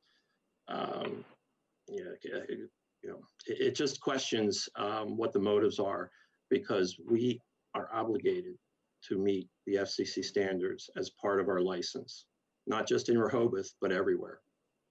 Thank you. Thank you, Joseph. Any more comment from the commissioners or Glenn? Commissioner LeGree? I would like to ask if the two previous commenters, the professional engineer Andrew and the gentleman who just, are you employees of Verizon and AT&T? I am an employee of AT&T. This is Joe Divis. Yes, sir. Okay. Andrew? No, it's Andrew Peterson. No, I'm not a direct employee of Verizon Wireless or AT&T. I'm an independent licensed professional engineer with specialty in compliance matters with regard to telecommunications facilities. Are you under contract to AT&T or Verizon? I am contracted on a project by project basis. In this case, I am contracted at the moment with Verizon Wireless for this project. Thanks, guys. Thank you. So Mayor, numbers 4 and 5 are similar. They both relate to informing the public, so maybe we'll take those together as well. I'll read both of them. So 4 is add a provision to notify all residents within 500 feet of the location where a permit application has been submitted to the city. Each applicant should be required to post signage at the proposed site within 5 days of submitting the application for WCF with application number and contracts for additional information. Number 5 is all applications should immediately be posted to the city's website. Property owners shall be provided with opportunity to present written comments on any application, and such input will be evaluated by the city as part of the application review process. So Mike, thoughts on the notification provisions? Yeah, so both 4 and 5, as my responses note, are fine in my eyes in terms of compliance with applicable law here. 4, in the very least, is required by a number of municipalities. I've seen that quite a bit in terms of notifying a certain radius or certain adjacent properties, however that location is defined. And 5, you know, providing public comment, I think is absolutely fine in terms of compliance. in terms of what we can expect from that comment, I think it again bears repeating that when the floor is open like this, it invites comments about things that the city cannot, under federal law, control or respond to in a way that may be expected. So I think that's important to keep in mind here, just simply in terms of knowing what to expect. You know, the city likely will get comments on radio frequency emissions, encouraging denial, encouraging prohibition of the facilities, encouraging moratoria in toto, and we simply cannot do that.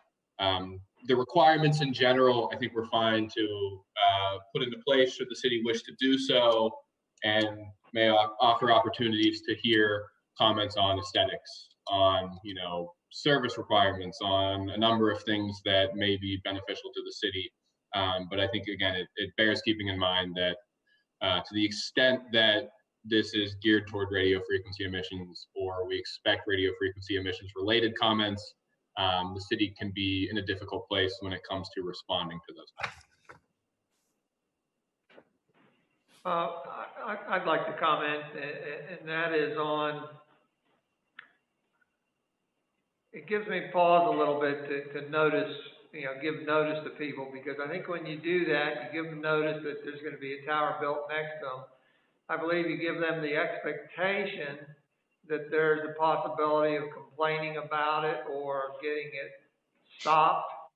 And what I'm hearing is there's not that opportunity. So I think if we go forward with this noticing program, we've got to be very careful and manage what the expectations are. And that is that there is likely nothing that we can do to stop these antennas going up where the permit is submitted for. Any other commissioners? Yeah, I do. I take your point about that it invites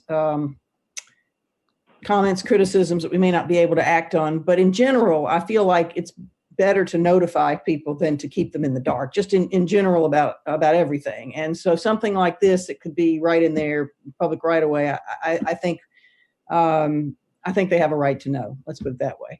However, I will also say that this perhaps could take a lot of staff time. I don't know. I'd have to hear from the city manager on that. And I am a little concerned about the amount of time and expense that might be involved. Do I understand correctly? Are we already charging the maximum that we can for application fees? I think that's correct. Yes. Okay, so we don't really have the opportunity here to increase the fees to cover whatever cost would be associated with the notification. But I mean, in general, I think notification is always a good thing. Great. Commissioner LeGree. Yeah, I will agree with Commissioner Gay. Yes, it's true that hearing anger from things we can't control is frustrating, but I believe before I go too much further, I want to ask the representatives from AT&T and Verizon just how long it's going to be before they bring antennas into our neighborhoods. As I understand it, you're not transmitting 5G signals right now, are you? AT&T, Joe, let me ask, is it Joe? Let me ask that question. AT&T is, it's a good question, Commissioner. AT&T is providing 5G service through its macro system and certain elements of radio frequency spectrum. Our small cells in Rehoboth are not part of the 5G provisioning of service. And how long will it be before you go into our neighborhoods with antennas and service? Right now, we don't have any additional plans for constructing any additional infrastructure at this time. What that means, how things change, how the dynamics of customer usage changes over time, I can't predict, nor would I think it would be appropriate. And I wouldn't want to tell you something that wasn't factually correct. Thanks for being candid. Could I ask the same question of the Verizon representative? Sure. Hi, it's Bonnie Metz for Verizon.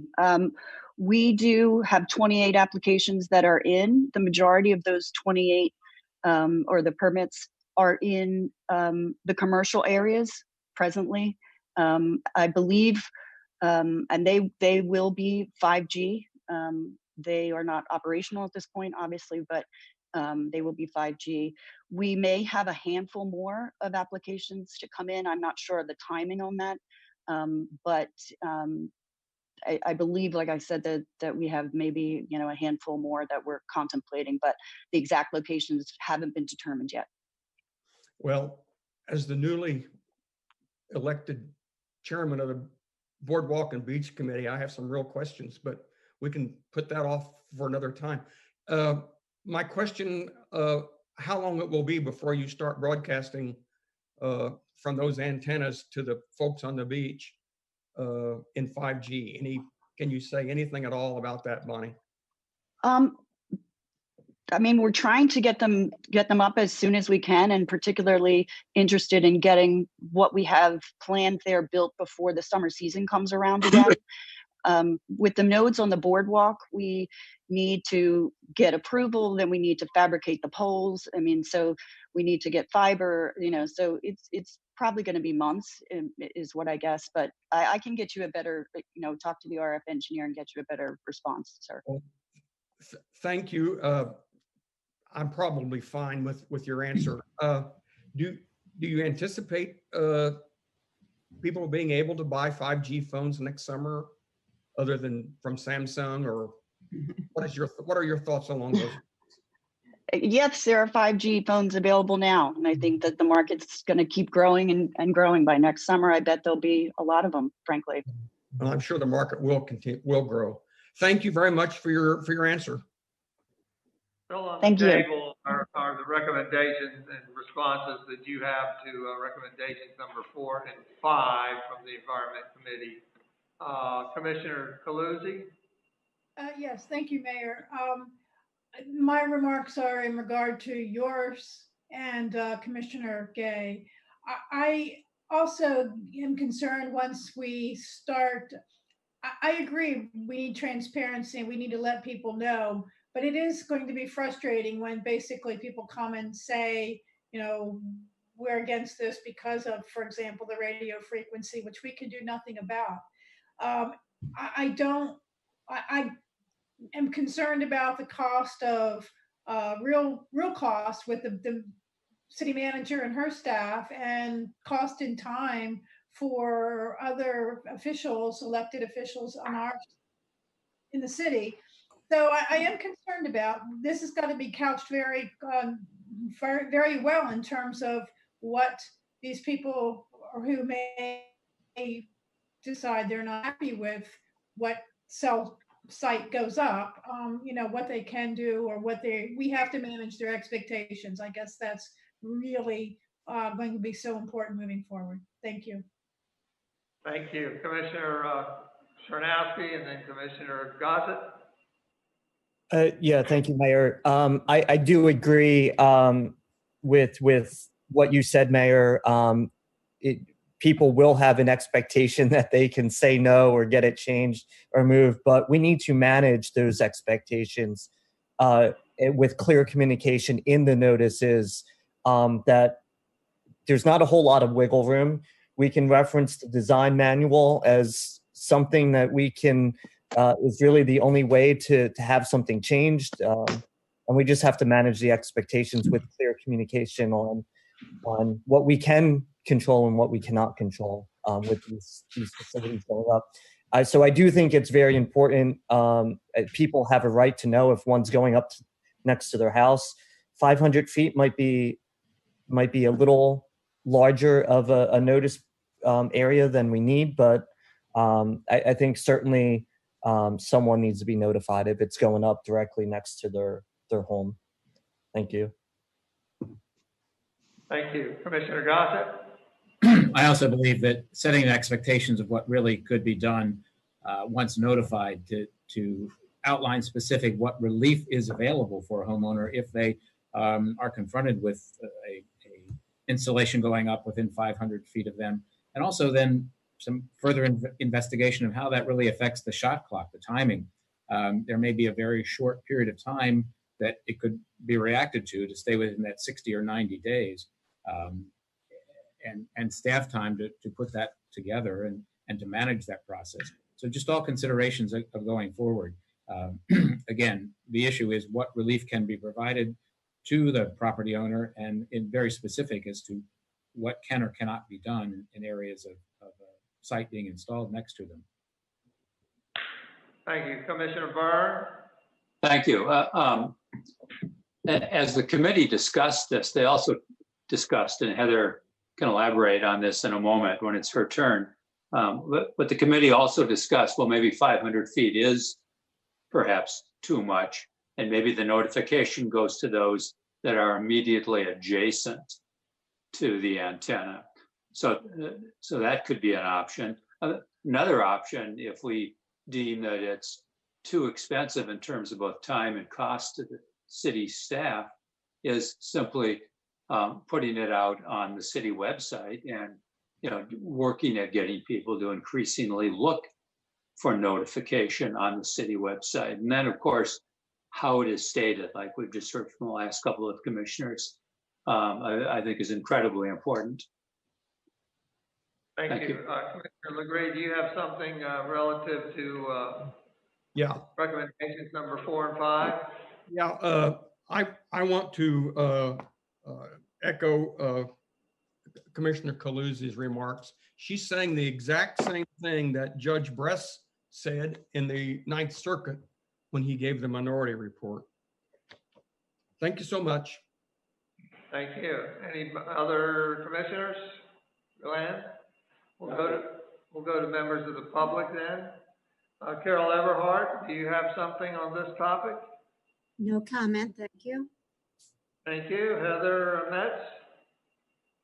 Yes, thank you. I just want to reiterate again that there's really nothing in the proposal that is intended to prohibit any installations in commercial areas.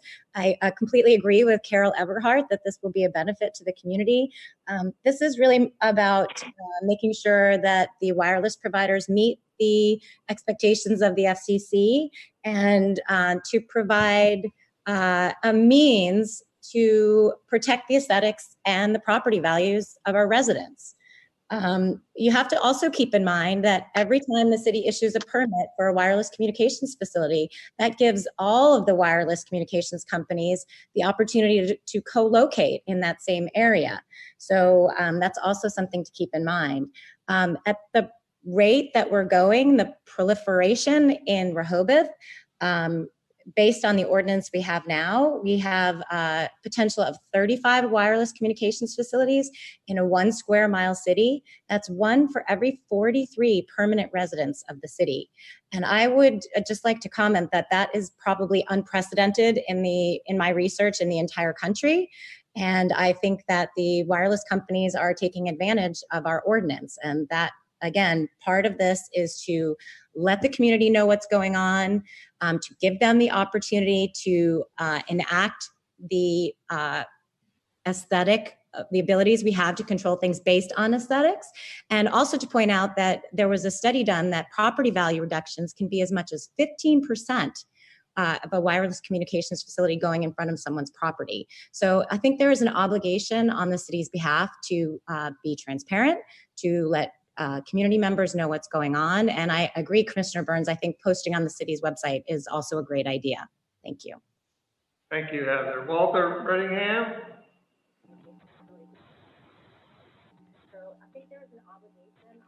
He's gone, 30 seconds.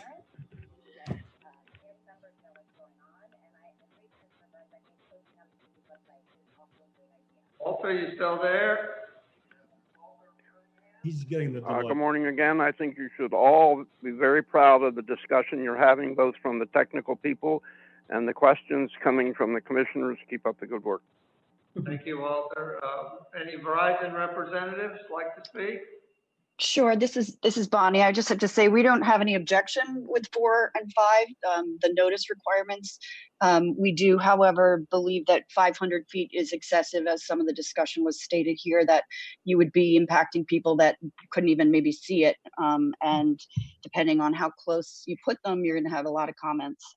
But again, we don't have any problem or objection to providing notice. We believe it, should be limited to adjacent property owners probably, but we'll wait to see what you all decide. Thanks. Thank you, Bonnie. Joseph, AT&T?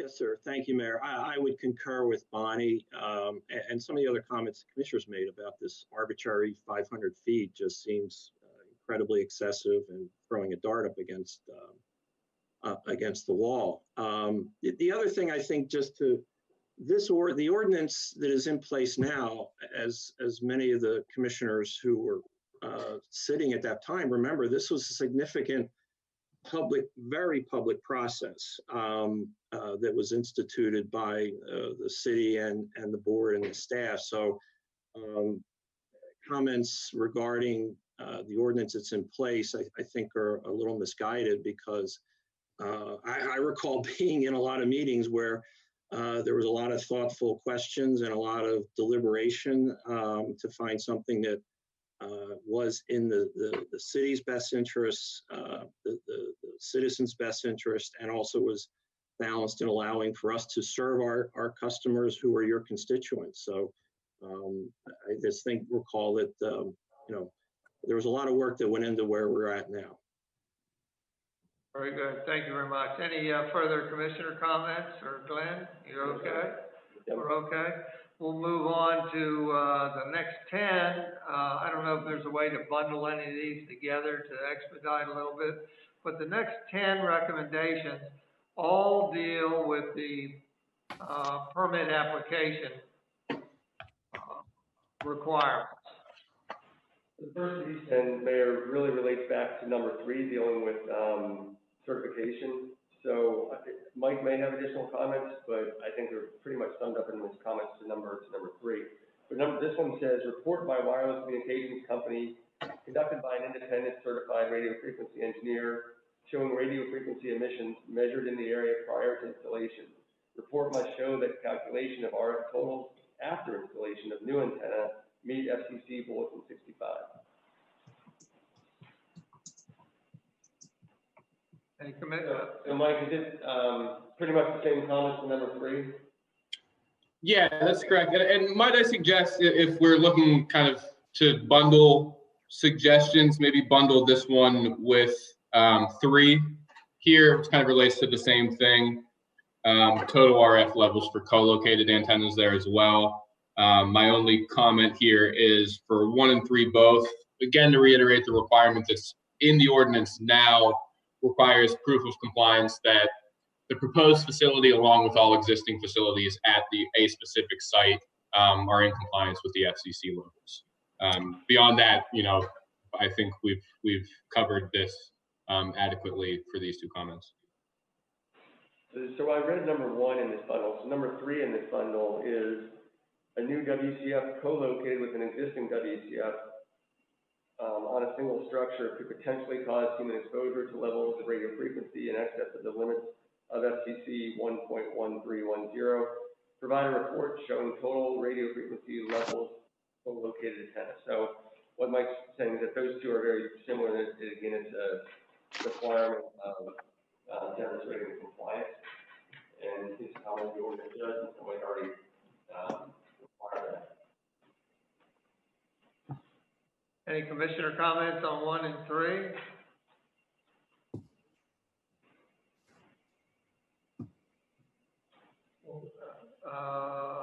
Trying to expedite here, but let's go to the public again. For 1 and 3, Heather, Carol. Just in general, it's the same challenges we continue to have, which is how to move forward and modernize our amenities and somehow keep our small town charm that we have. But beyond that, no specific comment. Thank you. Heather?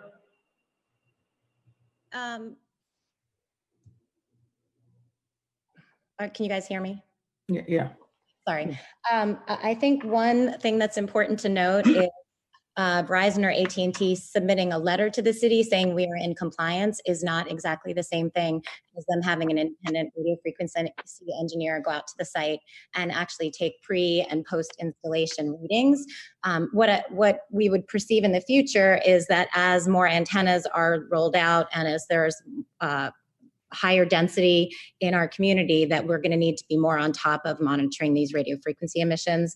And the goal here is to get an actual field test by an actual person, not just a certification letter.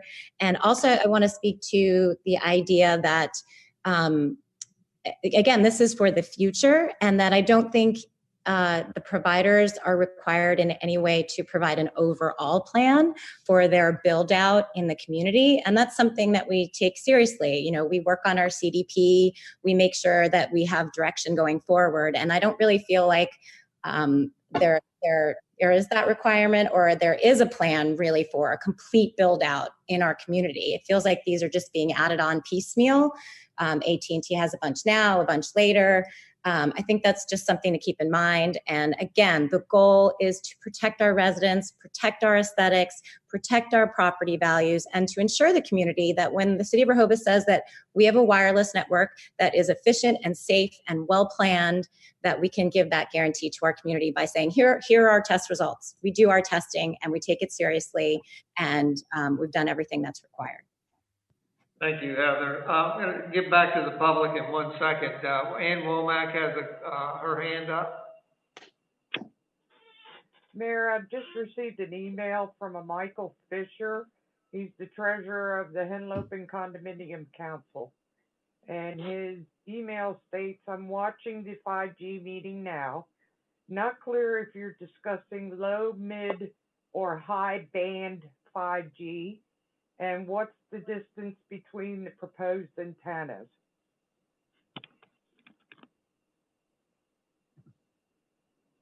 There is a map. Okay. I can Respond to him, or we need to get his email and respond separate. I'm not prepared to respond. I don't know if Mike wants to comment on the difference between low, medium, and high frequency and whether that's relevant to this discussion or not. Yeah, I can give a quick response. What we're discussing here really isn't defined by a generation or a frequency one way or another. The way the FCC defines small wireless facilities and the way the ordinance defines small wireless facilities is strictly a dimensional definition. So what we're discussing are facilities that are 50 feet or less in height, antennas that are 3 cubic feet or less in volume, and accessory equipment, so anything that's not the antenna that's 28 cubic feet or less in volume. So really it's anything in the public rights of way. So it's not a question of, and I think this bears or is important to discuss in terms of the discussion of 5G as well. We're not targeting 4G, 5G, any sort of generational facility or service deployment. It is strictly pursuant to federal law dimensional definition that we're discussing. This will cover 5G, it will cover 4G, it will cover simply any facility deployed that meets that dimensional requirement. Thank you, Mike. We got, again, we'll get back to the public, but we have some commissioners with their hands up. Commissioner Calusi and then Commissioner Gossett. Yes, thank you, Mayor. I think I'm directing this question to Michael.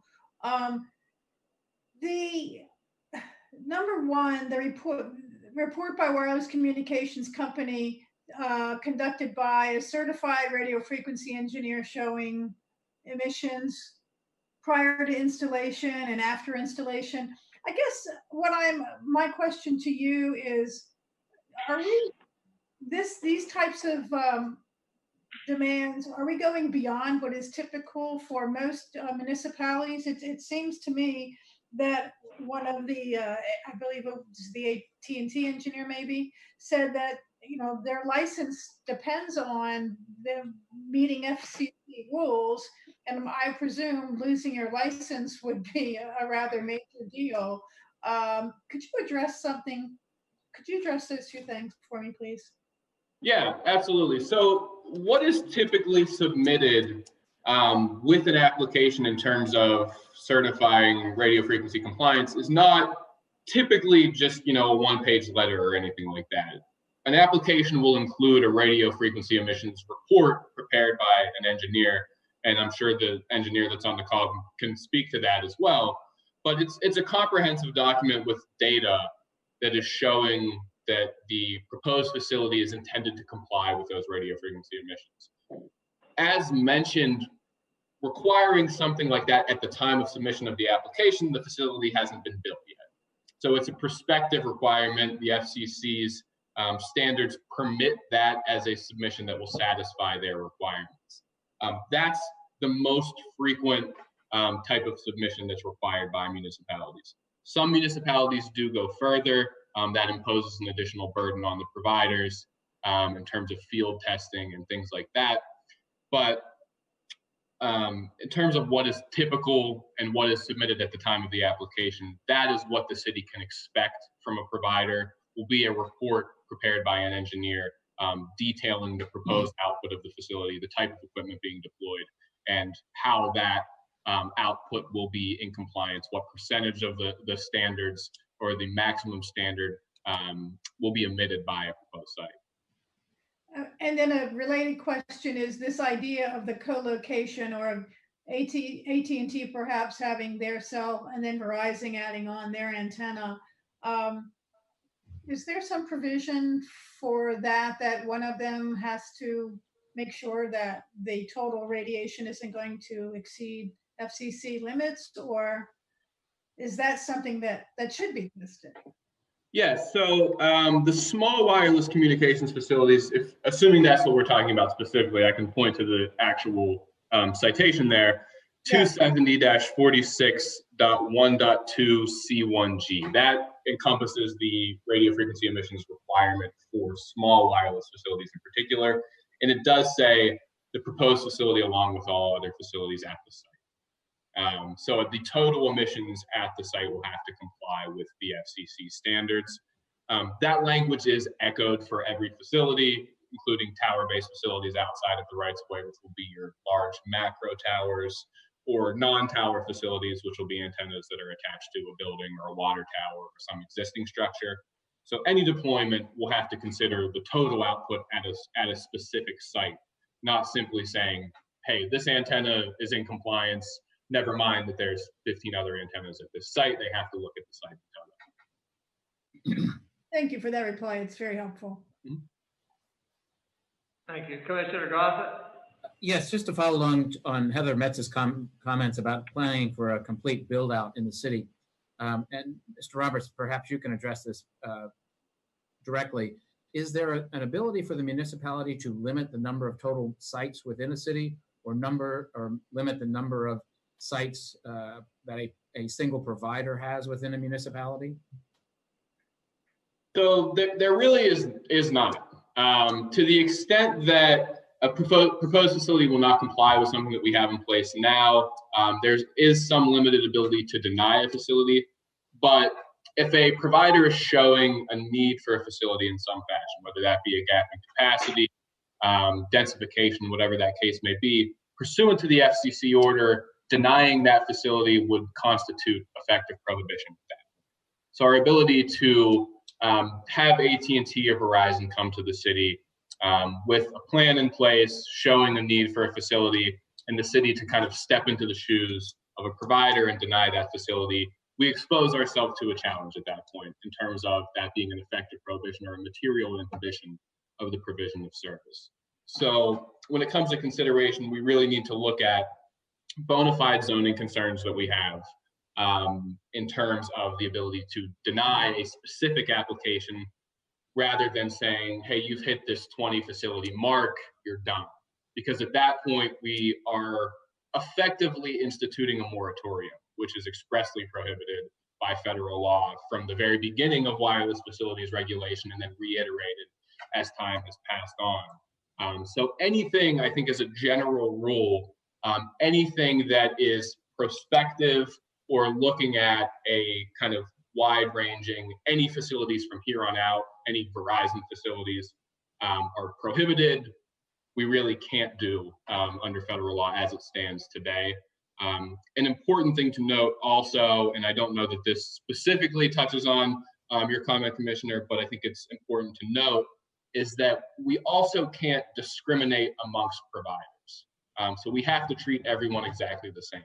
So if Verizon selling facilities and AT&T wants to do the same, we have to treat them equally and give all the providers a level playing field. Anyone deploying a wireless facility, a level playing field under the ordinance as it stands. And is there any ability to maintain, if you will, current technology in the sense that we have 4G and 5G, and that with the proliferation of antennas in the city, that the provider has to have the most current technology available, in the sense so they've not got a 4G and a 5G hung off a pole, and 4G is going to go away along the maintenance or the current technology that's available?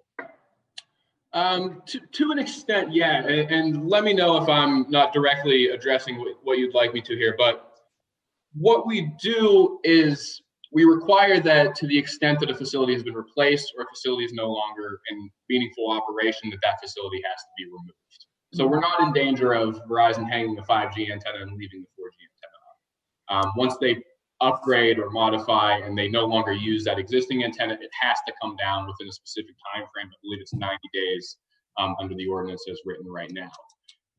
To the extent that we would want to tell the providers what technology they have to deploy, unfortunately, no.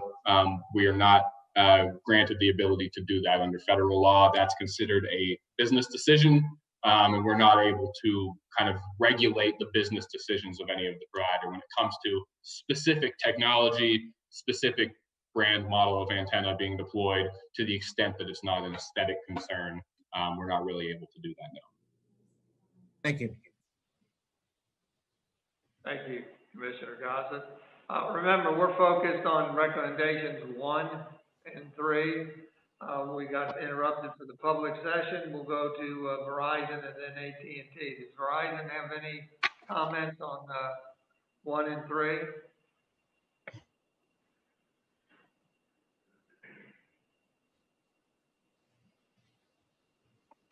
Andrew? Yeah, hi. We do have some comment.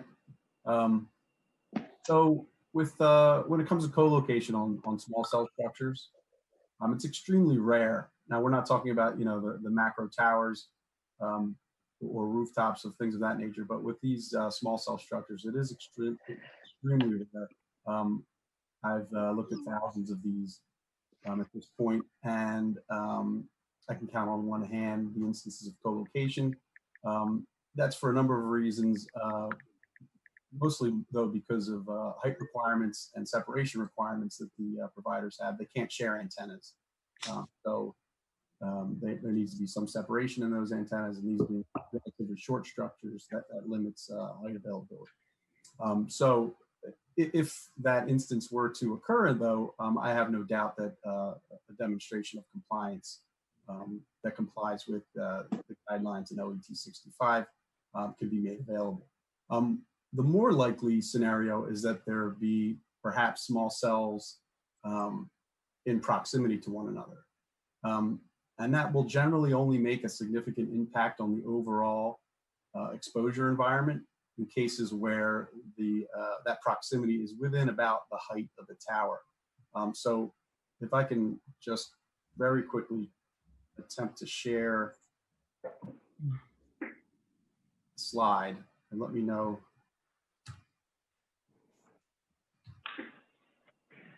We can see it. Okay, good. Now this is typical exposure from a 5G small cell. Back to the question earlier, this is specific to a high band only small cell deployment. And you can see that beyond 25 feet or so, we're at very low levels, 0.05% of exposure levels for the general public, even at the maximum, around the height of the proposal here, where we're about 25 feet. Beyond that, the levels fall off very quickly. At 50 feet, we're half, and then so on and so forth as we move away from the facility at ground level.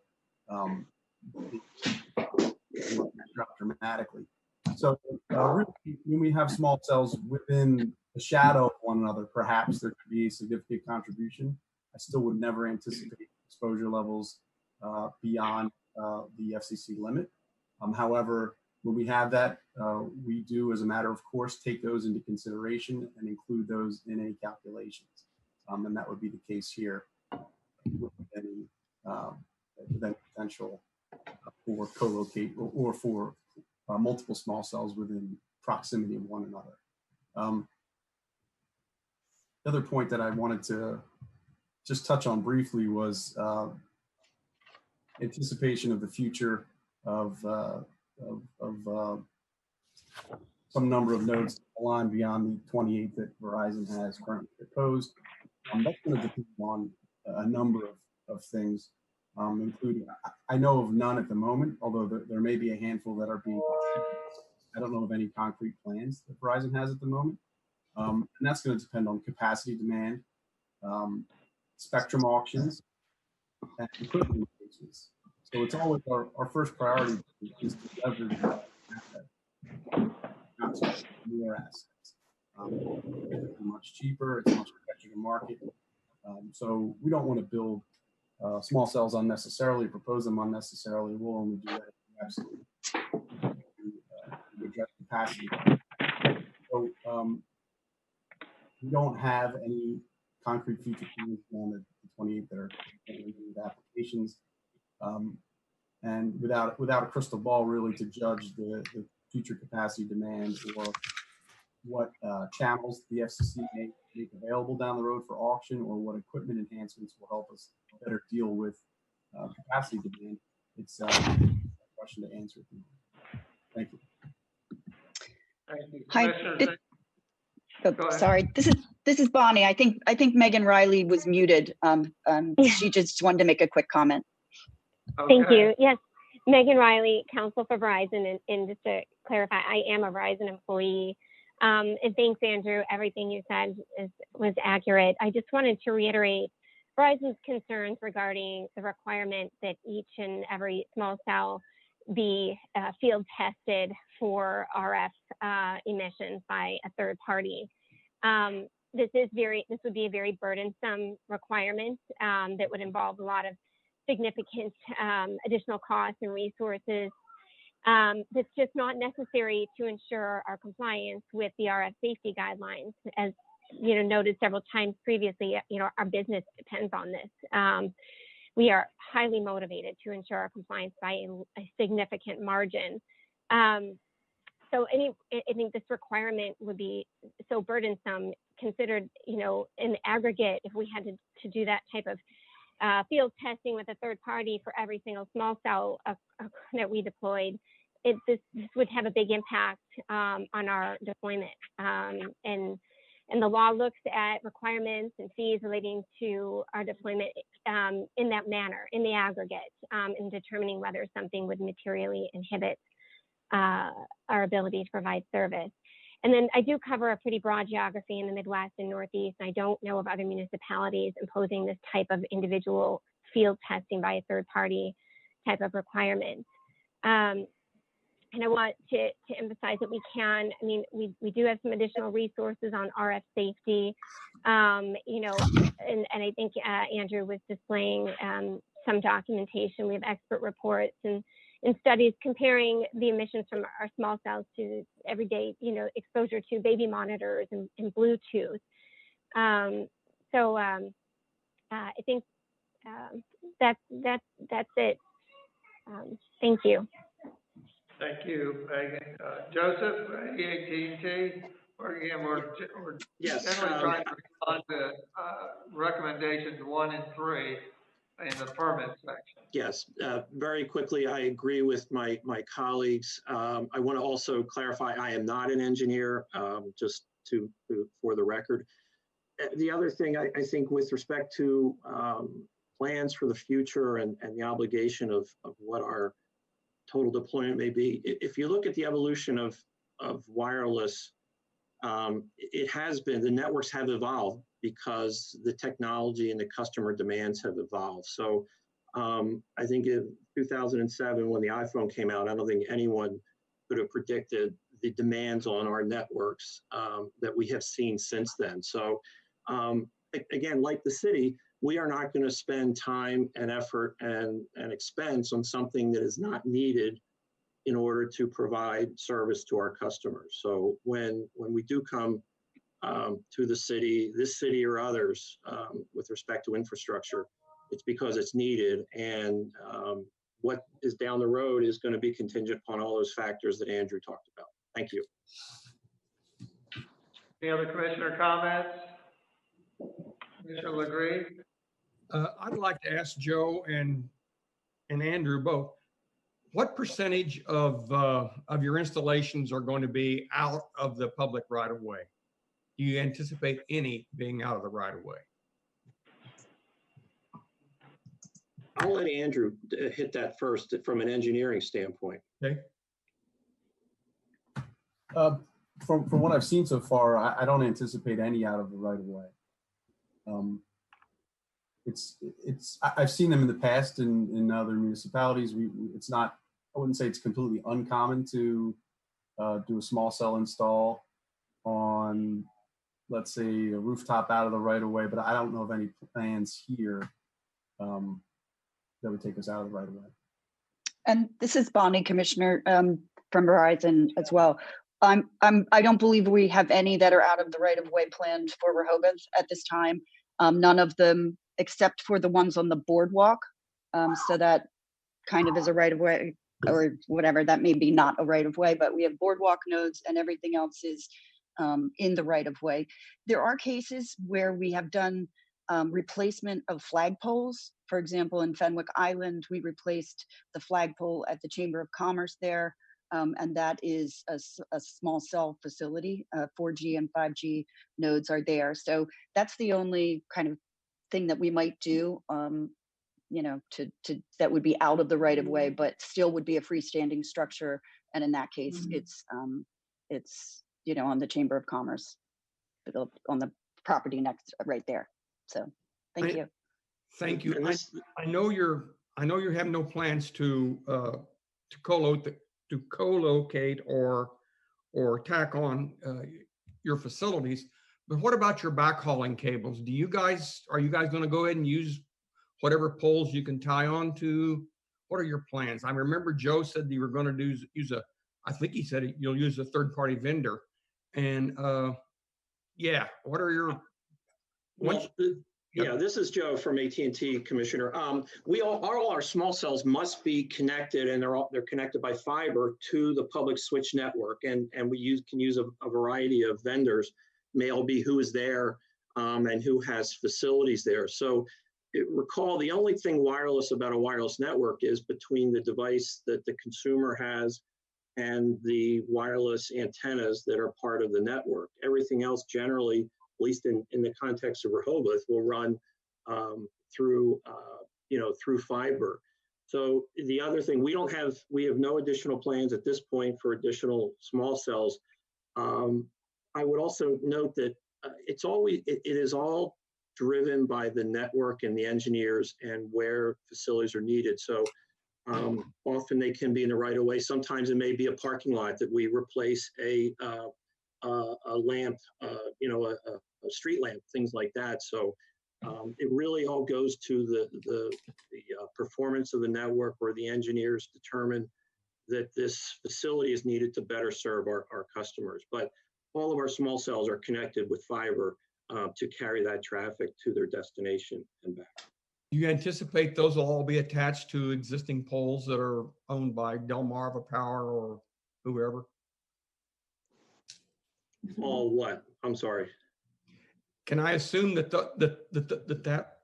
those optics will be attached to existing poles that are currently in the right of way, and also you have a source of power? Is that a fair assumption? Yeah, I think those, we have small cells are already operational and they're already connected. And I think the last one that we're going to do will be certainly connected to power, and it is actually going to be on a Delmarva pole. Okay, no, that's my question. And this is Bonnie Metz. That's the same for us too. We use our core landline employees to run our fiber in the state of Delaware, and they are on, to the extent it could be underground where things are underground run, or it could be connected to the existing poles. Okay, thank you very much. I'm going to be a careful observer when you guys go through Henlope and Acres. It's going to be fun to see what happens over there. Thank you very much for your answer. Listen, we have a very long agenda. There's other things that I would prefer not to cut. I would like to conduct this meeting. It's going to go very late. We've still got, what's your guesstimate, half hour plus for this topic. I'd like to suggest that we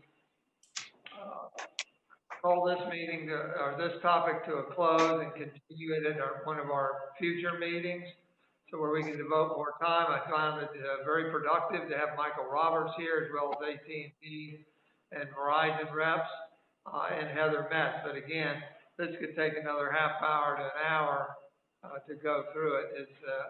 Are the commissioners amenable to calling it quits on this for the day?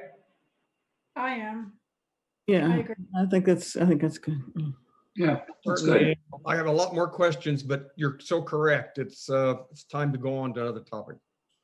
Well, we will continue this at a future date. It may be the November workshop meeting, but we'll try to get, we will get Michael back and the other representatives to participate so we can finish our task of the day, which was reviewing the recommendations of the Environment Committee. I want to thank members of the public and everybody that spoke on this, and we're going to call this a day. Thank you, Michael, and others for participating. And we're going to go to the next item of old business, which is to discuss a draft ordinance amending Chapter 270 of the zoning of the city code specific to changing the definition of gross floor area and adding a definition of underground parking area. What I'd like to do is have Glenn, again, just have a quick review of the genesis of this topic and the objectives of this topic, and then we'll talk about a timeline, remembering that this is a zoning issue and would have to eventually go in front of the public hearing. Thank you, Mayor. So this, just a matter of genesis, this relates back to the Board of Adjustment applications, if you recall. Both dealt with commercial applications, but decisions made in the Board of Adjustment hearing affected the way that our Board of Licensing was required to review residential applications. So that was sort of information for the commissioners taking up this agenda item. It's gone on for several months, but the goal of this item has been, since the outset, to make sure that the residential applications and review of the residential applications, the status quo is maintained.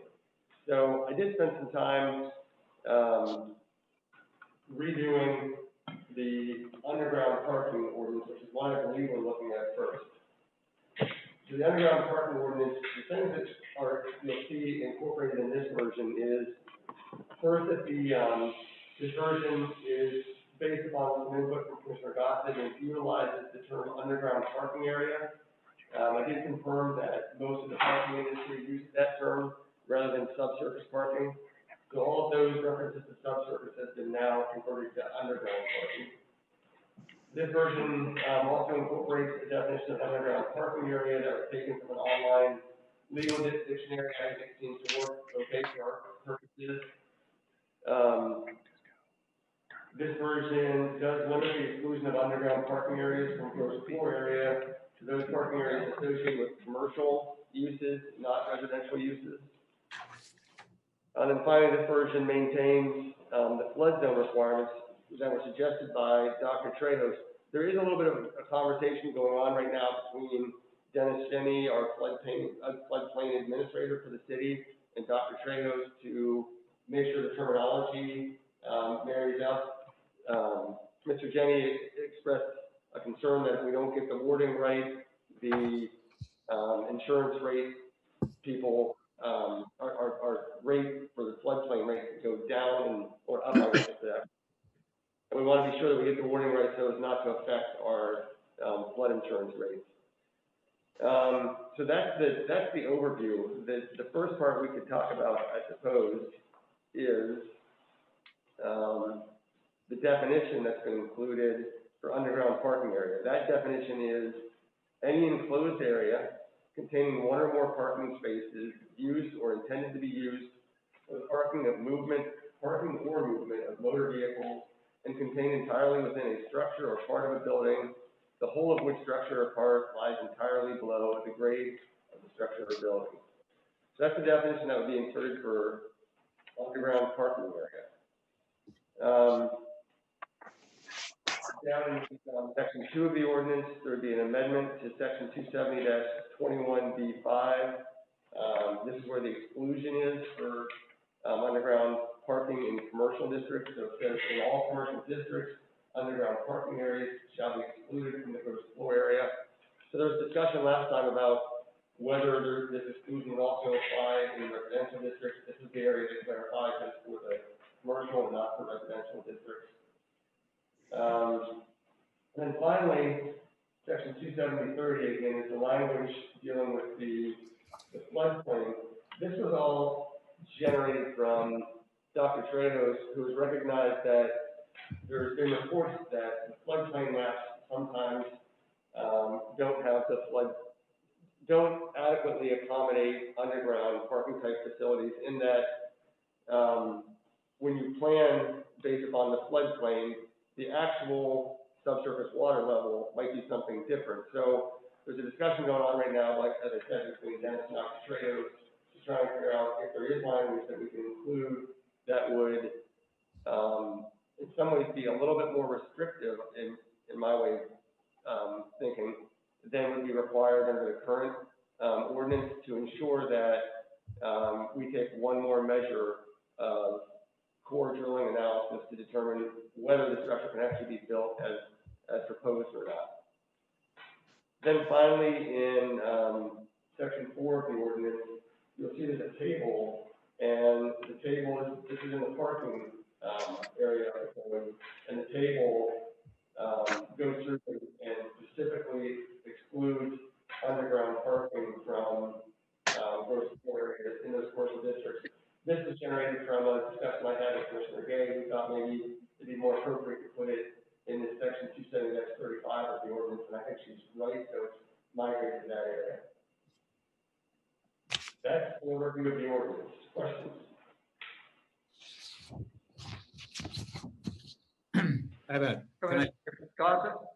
Could I start? Glenn, thank you very much for the overview there. Just kind of maybe semantics, maybe not, but on line 129, where we speak of underground parking area, I just question the fact of the term area. Are we not trying to define underground parking or parking underground? To me, it is, it's kind of defining a parking lot versus a parking space. So if we stay with area as defined, do we also need to specifically define underground parking as below surface or something of this nature? Just the word area is concern to me. Like I said, this definition was largely taken from what I saw online. I'm not sure that the word area has anything magical about it. So is your concern that, maybe I'm not understanding completely, is your concern that there are other areas that could be considered underground parking areas that would be able to take advantage of the exclusion that aren't truly parking type areas? That could be a possibility. It just seems if we were just to say underground parking would be a much clearer definition than a underground parking area. Again, there's discussion of an underground garage or a garage underground. something of that nature. Just cleaner in the sense to me of just underground parking defined. And again, it may be semantics, but I just, trying to look down 3 to 5 years, how is that going to be interpreted and used? So just. It's just a matter of striking the word area. I don't think that I have a problem with that. I think I want to take it under advisement, maybe look if it doesn't work somehow with other things, but it doesn't, I can't immediately say there's a problem with striking the word area. Okay. And then just again, for clarity in here, we also speak of line 132 and 133.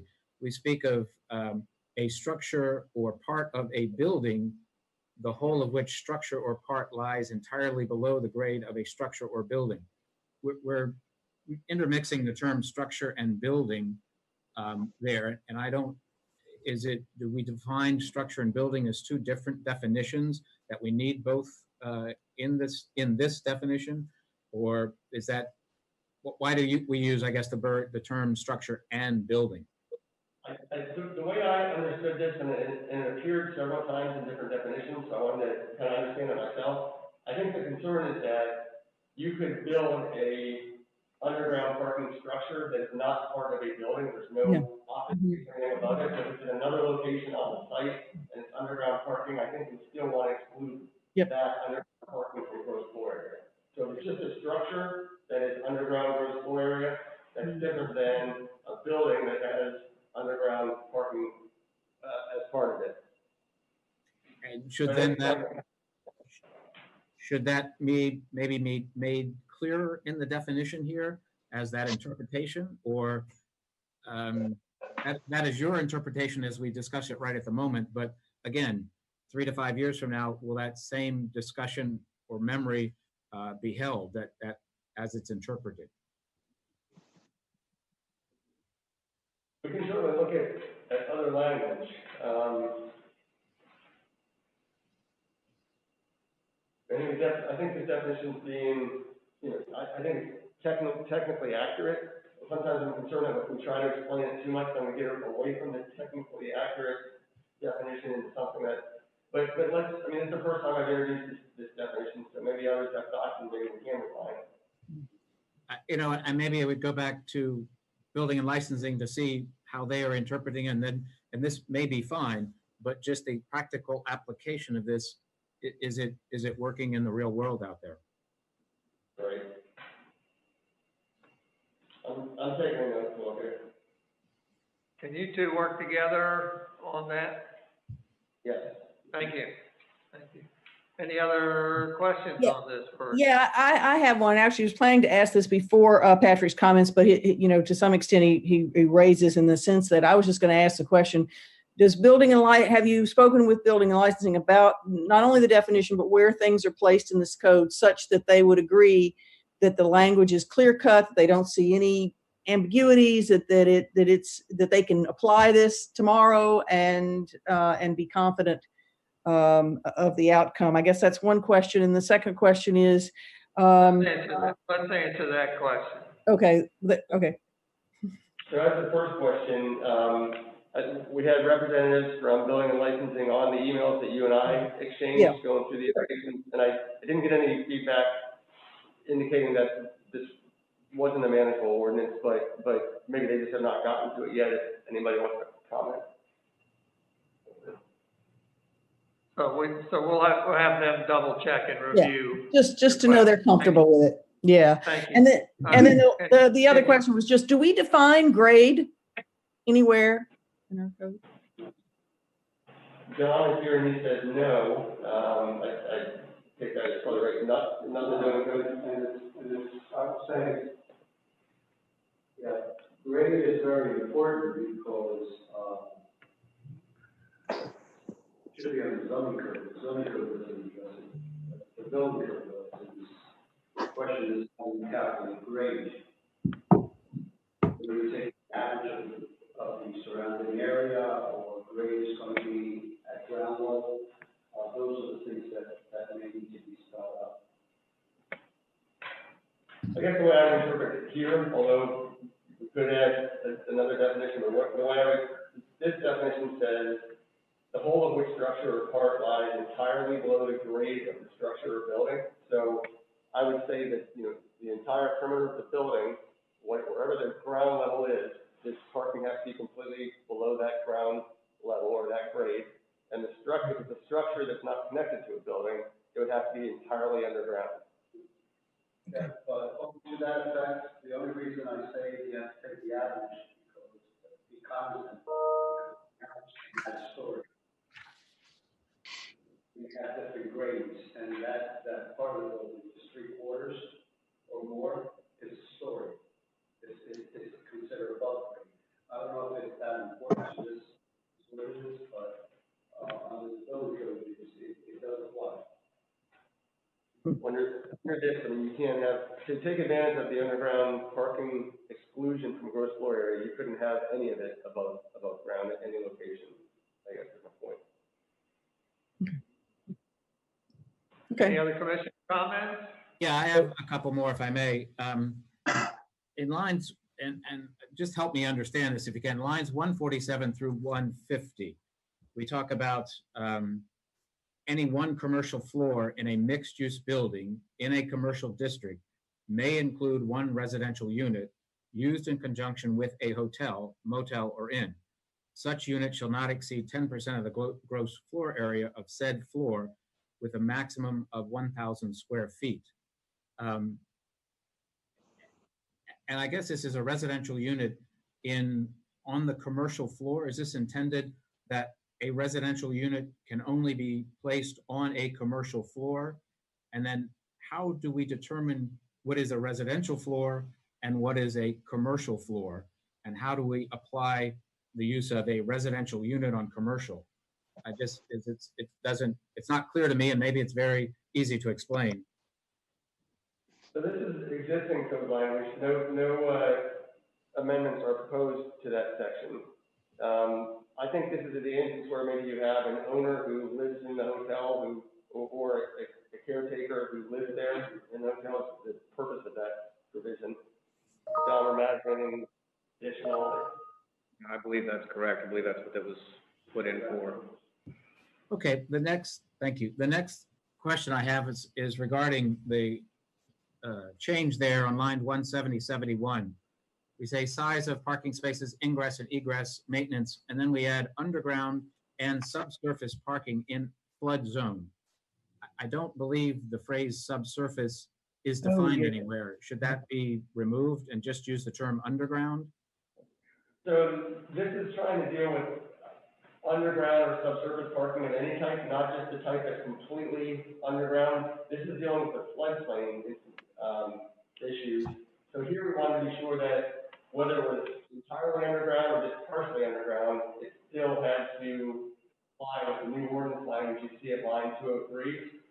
So Commissioner Gay raised the same question about whether it should be a separate definition or not. The way we tried to deal with it within the ordinance is let me see if I can find it.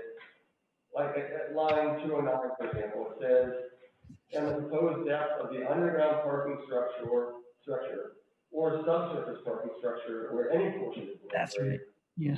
They will have a subsurface water table. So this is the only instance in the zoning code that I'm aware of where we deal with parking that is not completely underground, but at least a portion is underground. And I wasn't sure that warranted an entirely new definition for this one area where we address it. So in other words, it's been defined as where any portion is below grade. It's just not in the definitions. It's here. Is that right? Would it not be better to make it clear and pull it out as a definition, even if it's only in one line? I just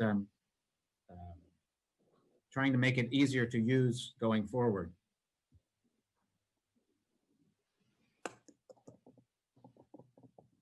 If others think so, I don't think it warrants a separate definition. I just think it's a little bit overkill, and then we start talking for 3 more meetings about what the definition of subsurface parking is. And okay, so then another question. I'm happy to.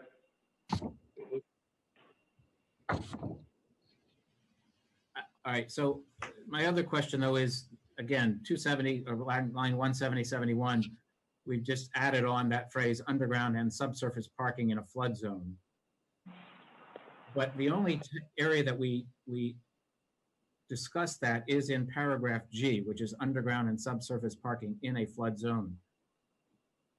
To me, in looking at this, by adding that at the top in the section 270-30, that also has an impact on paragraphs A through F.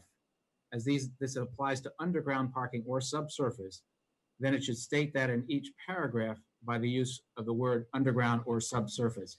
Because in A through F, we never mention the term underground or subsurface. We refer to parking spaces on premises, outdoors, in a garage, every parking space.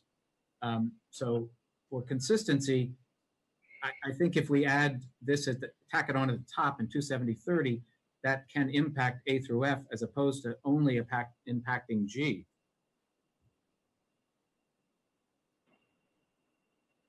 This section 270-30 is really kind of the catch-all section at the end of the parking section, which basically says, you know, in any other ancillary matters, this seems to be where they've developed within the code, and I thought this would be an appropriate place to put it. I don't think that the heading including underground and subsurface parking in the flood zone means that, you know, section B, for example, in all public and private parking lots, that doesn't automatically insert there in all public and private parking lots that are underground or subsurface. It just deals with public and private parking lots and garages.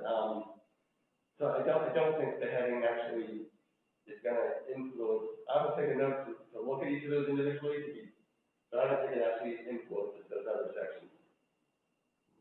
It's just, to me, it's just a header that says, if you're looking for any ancillary information that deals with underground or subsurface parking, this is the section where you'll find. Yes, we will agree to disagree then. I just, we'll leave it at that then. Thank you, Commissioner Gossett. Commissioner Byrne? Thank you. Well, this is semantics also, and I want to go back to the definition of underground parking, line 132, and just help me understand the intent of the word entirely. That seems awkward to have in that statement, but perhaps I'm misunderstanding what the intent is. The whole of which structure or part lies entirely, as opposed to just dropping the word entirely. Okay. So the idea is that the actual parking portion lies entirely below ground. There can be part of a structure or building above the parking area that doesn't lie below ground. But based upon the discussion we had last time, my understanding was that you wanted the parking to be entirely underground. Okay, so you're saying that the word entirely clarifies the intent of the meaning. Okay, seems awkward to me, but thank you. Any other commissioners? Yeah, Mayor, I have one. It's may go to the same point. And in line 163, where Commissioner Gossett referenced the word area being struck there, but the definition is underground parking area. It's the area is in the defined term of underground parking, as it's stated on line 129. And I just want to be sure that including in the definition of underground parking area is the space that provides for the movement of vehicles. So a ramp that's going into the underground parking area, I would think is also excluded from FAR. Areas where vehicles are traveling to parking spots but are not specifically parking spaces would also be excluded from FAR. That's right. For underground parking areas, any of those lanes, travel lanes, maneuvering lanes, There's the, Yeah, it says ground floor area. Okay, I think the in line 163 that the area, maybe it shouldn't be plural, but the underground parking area should be left in there as a defined term. So I think you were okay removing the word areas from that line, city solicitor, but I think it needs to remain as part of the defined term. I think it could go either way. The reason I say that is subsection C that you're looking at with line 153. 153 subsection C is saying that when there is a requirement for a certain number of parking spaces, that those parking spaces are to be measured exclusive of travel lanes and other things that are needed to get to them. So you can't use the travel lane to count your number of parking spaces. So C doesn't specifically deal with underground parking areas. It just deals with the parking spaces that are required. The only thing that's changed in subsection 27030 is section G, which is intended to deal with the FEMA flood map and underground parking.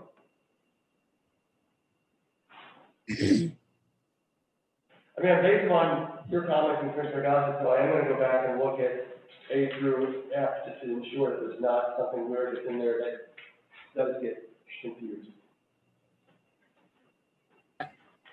And just while you would go back and look at that, there was a discussion on lines, paragraph F, 9900 and 201.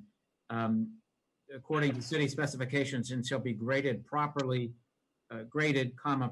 drained and maintained in good condition.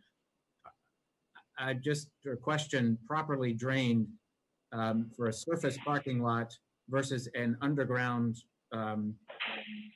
parking area or parking. Wouldn't there be totally different requirements for drainage with an underground facility versus a surface facility? Whether it be addressed with pumps or something of this nature. I just don't know if there are different standards for surface parking when grading and properly drained with regards to, do they meet the same issues of a subsurface or below grade underground parking, of how that is maintained. We don't worry about that as long as you meet the properly drained criteria. I'm sure there are different standards. This, again, subsection F is existing code language. Agreed, but we're creating a new definition to go with that of underground parking. So does that need to have to also impact how we create a new definition for properly drained, or who determines properly drained?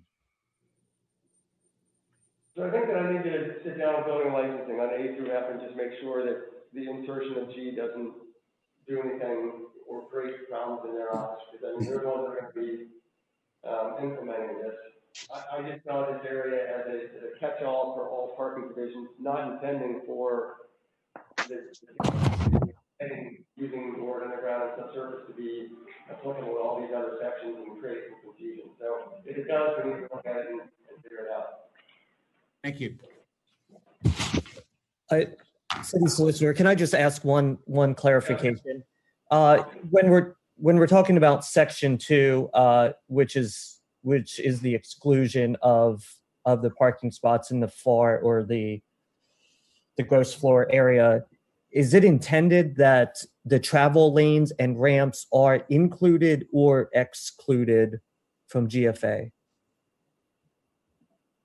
I'm sorry, so you're back in section 2. So the intention is that the travel lanes, any area that is underground, that is used for, in the definition, the parking or movement of motor vehicles and contained entirely within a structure.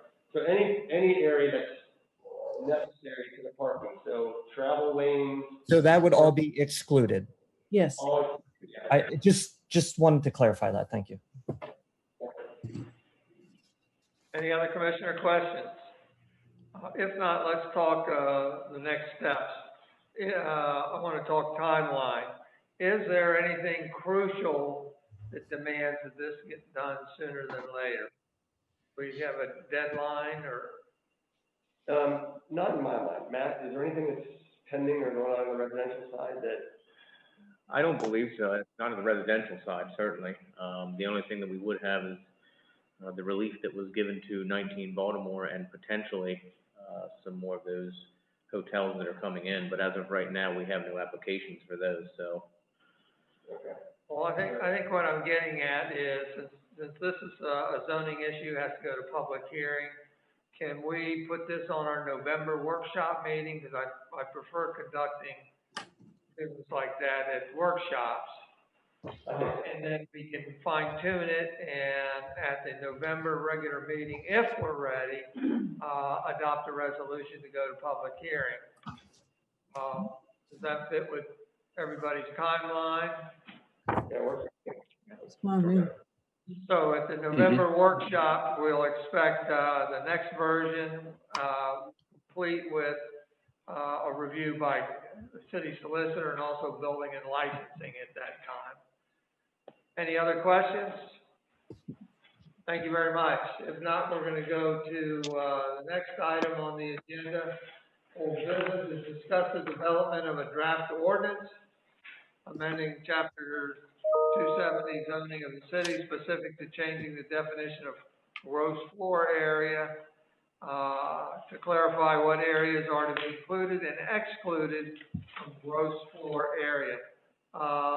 You know, I forgot Walter. Walter, forgive me. I'll get to you at the end of this topic, and you can mention both if you don't mind. My intent for this meeting is more of an introductory discussion.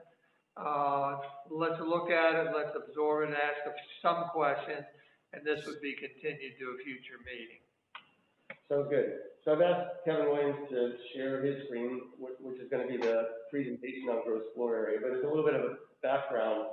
Remember, this was part of the previous ordinance we just discussed, and we decided to break it into two separate ordinances so we could deal with underground parking separately from more general discussion about gross floor area. So Matt and I met and we talked a little bit about, you know, really since our direction was, you know, preparing an ordinance that takes things back to the status quo so that in the residential review process, some outdoor spaces that weren't counted previously will not be counted going forward based upon the board adjustments decision. So what that came down to is we started talking about, you know, what's really creating the issue for residential reviews. Just got to get the next slide. So what we thought is possibly on this gross floor area deal, as Matt and I were discussing different areas that existed, it all seemed to come down to railings and guards and guard railings and how they, based upon the board adjustments decision, would now cause a reviewer on the residential side to include certain outdoor spaces that weren't previously included. So we looked to the building code because the zoning code does not, our zoning code does not have a definition of guardrail or railing. We looked to the international building code that we adopted, the city's adopted, and fashioned a definition for guardrail railing that resembles, was it guard, Matt, or was it railing? It was guard. It was guard. So it resembles the definition for guard that's provided in the international building code. So that definition, if we were to incorporate it into the zoning code, would be this: a building component or system of building components located near the open side of at-grade or elevated walking surfaces that minimizes the possibility of a fall from the walking surface. A guardrail/railing is not an exterior wall when associated with a residential use. So this last sentence deals only with the residential side. Therefore, it maintains the mechanism that has been implemented on the commercial side for counting certain spaces and whether guardrails or railings can be considered an exterior wall. Here we make clear that on the residential side, guardrail, railing are not to be considered next to your wall when associated with a residential use. So I thought I'd go through just a few examples, illustrations, and combine it with some commentary on what is counted and what is not counted as gross floor area in each of these. We'll do that. Certainly. So this is just a basic home structure here. There's no outdoor spaces to worry about being counted, so that's just what we're starting with. Matt? So this would be a house with a deck, a patio, some sort of structure that does not contain roof. That is not a roof structure. It doesn't have a trellis. It doesn't have any kind of roof over top of it. That structure then would not be counted for floor area ratio, and it would be counted for coverage. So keep in mind, a lot of these things are still going to count as lot coverage, but not necessarily for floor area ratio. And nothing changed in that sort of scenario based on the board adjustment decision. You wouldn't have counted this based before the board adjustment, and you won't count it if this definition is implemented. Correct. Okay, again, here's the same scenario, but we present a railing at this time. Again, there is no roof structure, therefore it should not count as a floor area ratio and only for lot coverage. However, based on the board adjustment decisions, under the current scenario, this was the space that you would count. Correct. Yeah. But that was not counted previously. Correct. Good. Here is a roof structure over said patio, whatever we want to call that thing back. This will count for floor area ratio. And it would have counted prior to Yes. and will continue to be counted. Okay. Again, the placing of the railing does nothing here. It will be counted regardless, and it would be counted with the interpretation as well. Here, only the covered area is going to be counted. So the first floor is what we're representing here, would definitely be counted as gross floor area. The second floor would not be counted as it does not have a roof structure. Given the recent board adjustment decision, Correct.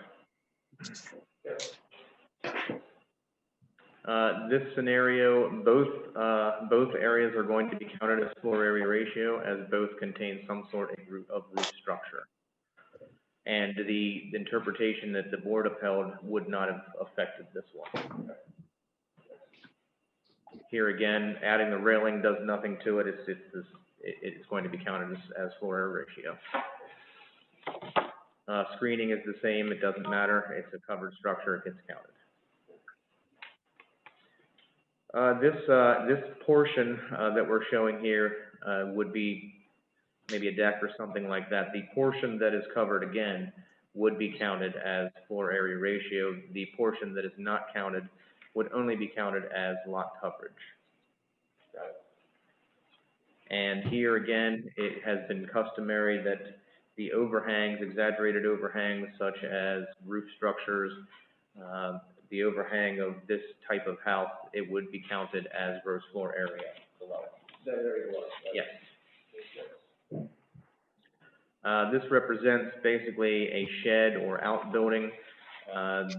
Customarily, it has, as long as it kind of meets the same rules as the basement rule, if you do not have a plate height above the 6'6", you can have that structure and it will not count against you as gross floor area.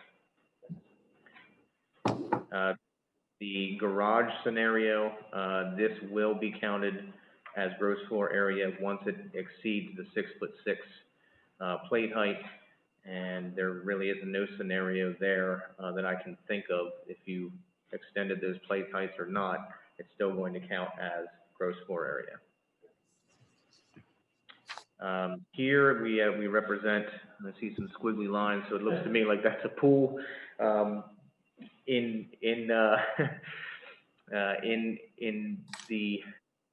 If we go back to the original interpretation, this would not count as floor area ratio. With the board's interpretation, it would right now. But if you insert the definition that we're contemplating, it would go back to then not being counted. It absolutely would. Yeah. I think that's it. So that was just intended to give a few scenarios, give one approach that we're considering, which is, a new definition that might be a relatively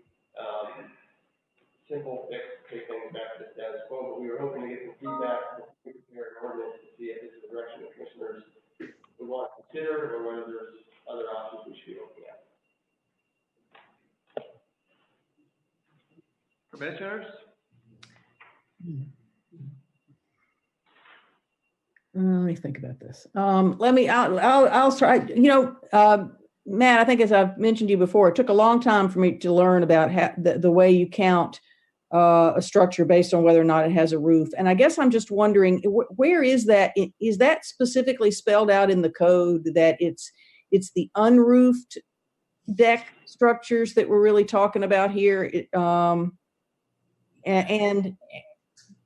And going back to the old interpretation where if there's a roof over a porch, the porch loses its 250 square foot exclusion, all that kind of stuff.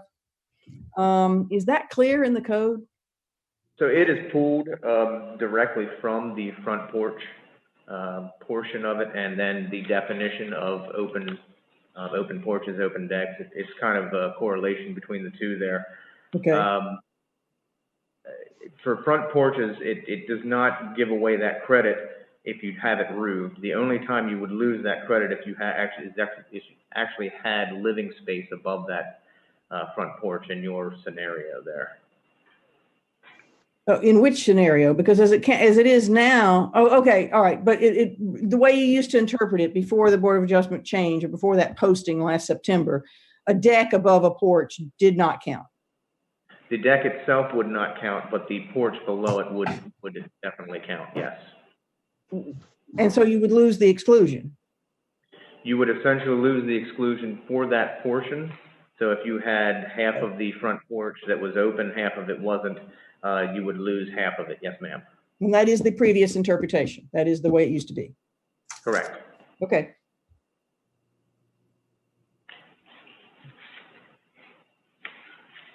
Can I? Well, Commissioner Taluzzi, yes.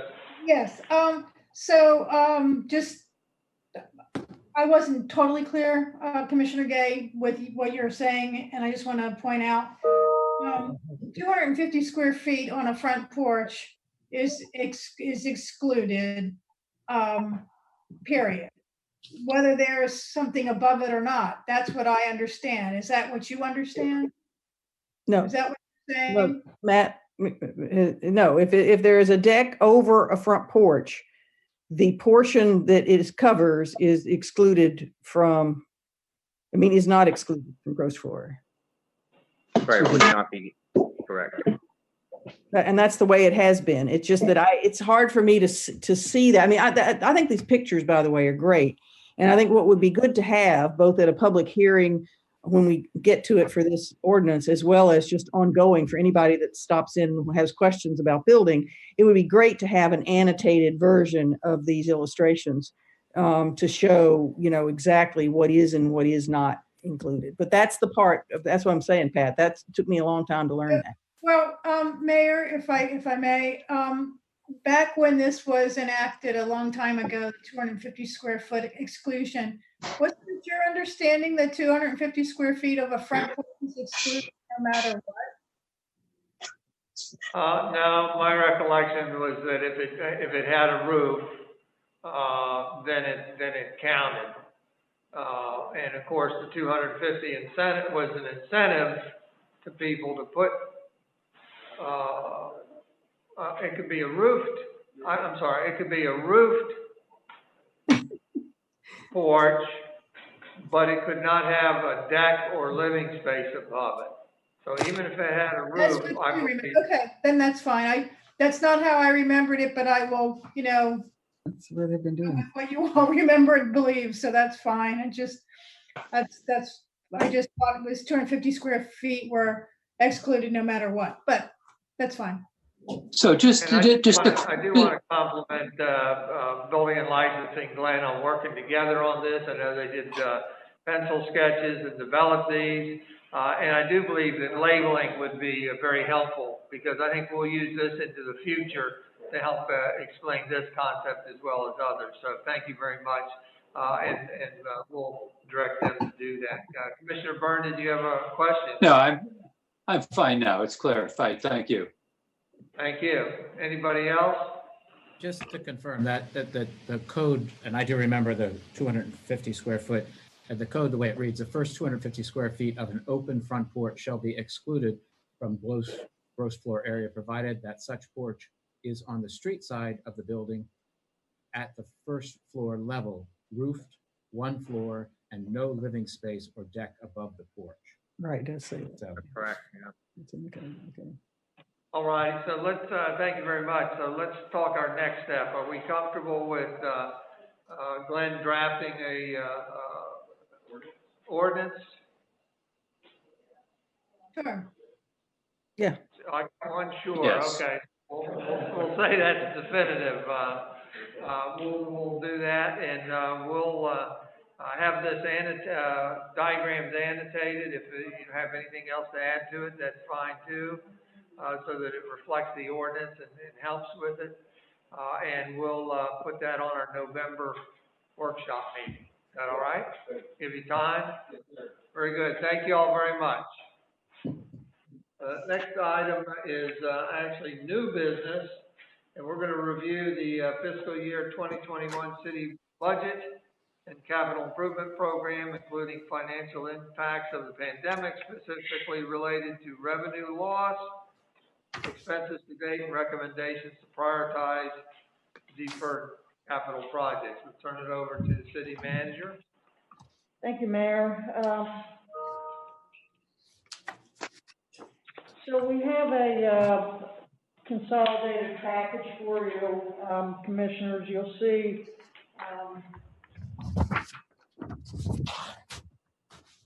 that we have two packets of information that we provided for you. One is the fiscal year 2021 capital budget status update, and the other is the thicker packet of the revenue projections and forecasting. So I first want to just give you just a very brief, because obviously we have three commissioners, the mayor and two commissioners who weren't part of this discussion in March when the budget was approved. But as far as the capital budget, and this is again the page document that you see on your screen, what we have totaled in the first column, obviously the description in the first column gives you the budgeted amount, and the total spent is in the second column, total spent and obligated. So if you move down to the third page is what I want to concentrate on, and that those columns and rows going across. The entire fiscal year 21 capital budget, the original budget, at $5,474,573. Total spent and obligated on the previous two pages, $2,703,571, and then that difference there is $2,771,002. So that difference is the deferred capital items that we were able to put aside because they weren't. I'll say we waited to put aside until October now, when the parking season had concluded and we were able to review the numbers. So that was the original time frame that we had. We needed to get through the summer and look at the any revenue shortfall. Obviously, there was a revenue shortfall in parking. We're projecting a revenue shortfall in the new hotel tax that was instituted this year, and we also came up with a savings in operating expenses in this next line of $484,982. Much of that was cost reductions during the summertime, relating to seasonal costs, seasonal workers, materials and supplies, and having every department head just review their budgets and be very tight on any expenses that they were spending. So we were able to manage that almost $500,000, realized almost $500,000 savings so far in the 1.5 6-month time period for this fiscal year. The next line, we're looking at total projected savings in capital and operating expenses, and then, of course, the revenue shortfall of approximately $1.9 million. That revenue shortfall is parking, the hotel tax that I mentioned, and again, being able to offset some of that with expense savings and projections. I'm going to have Mr. Dukes, the finance director, explain some of those projections and forecasting he's done for the revenue. But for right now, we have a projected net savings of $1,352,019. So if you take that projected savings, and this is what we're proposing, staff and I are proposing, and recalculating that to put it 5 items below the prioritized capital projects below that you see in this section here.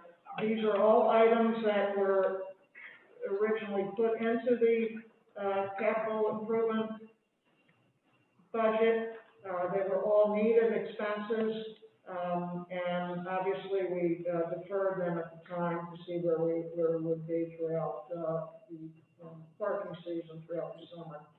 So the first one are the water meter replacements. We reduced the scope from $460,000 down to $360,000, just in order to do less of them. And you'll see these back, obviously, in the future year. Sewer line rehabilitation program, $360,000, again, a reduced scope of $100,000. And then we are including the Delaware Avenue restroom expansion project at $210,000. The Scarborough Extension rain garden improvements at $35,000. And the street sweeper, which is much needed, that we did not order at the beginning of the fiscal year, for $170,470. So that total gives us if you look at the line number 103 less line 112, that will give you a difference of $216,549 that we project will be the net savings. This is a very, very conservative number based on very, very conservative projections, and we believe there'll be more, but my recommendation is not to proceed any further until, again, we get closer to the end of the fiscal year, knowing what we can do with that. So this is really, I'll say a simplified snapshot. We spent hours going over this and trying to simplify it for you to give you the best snapshot of all of our predictions so far, 6 months into the fiscal year. So with that, any questions on this before I have Mr. Dukes go over the projections and his forecasting? Sharing the timeline on the Delaware Avenue restroom expansion, is that is so that it can be realized and ready to go for summer of 2021? That's correct. Very good, excellent. Commissioner Gossett? Yeah, with regarding the reduction of scope in the water meter replacements and sewer line rehab program of a total of $200,000, is that portion of the project just going to be postponed to another year, or is that a reduction in cost of the actual total project? No, it is not.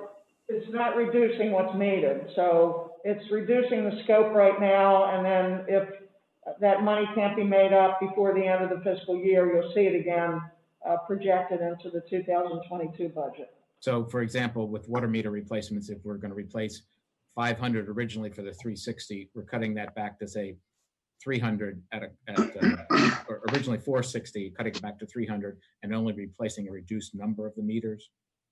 That's correct. Again, all of this, that's in the original, CIP, 5,474,573 Right. are items that were listed, and brought to the attention of the mayor and commissioners, all through the budget identification process at the beginning of 2020, and then what was adopted in March of this year.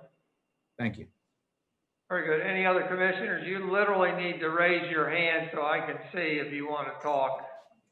Yeah, Mayor, Commissioner Byrne and then Commissioner Legree. thank you. City Manager, thank you very much. Excellent snapshot, as you called it, and I really hand it to you and your team for managing expenses and savings over this last season. I do have a quick question on line 26, the boardwalk recycling containers. It appears that those were purchased. That's correct. And so it appears that we're ready to go with that program at the beginning of next season because we've already laid out the dollars for the new containers. Commissioner Byrne, if you don't mind, I'm going to put that on the October regular meeting for an update and perhaps some photographs and stuff. So if you could defer till the October regular meeting and we'll get a full report on that. I'll sit on my hands until then. Thank you, Mayor. Thank you very much. Thank you very much. Anybody else? Jay, you had something to unmute.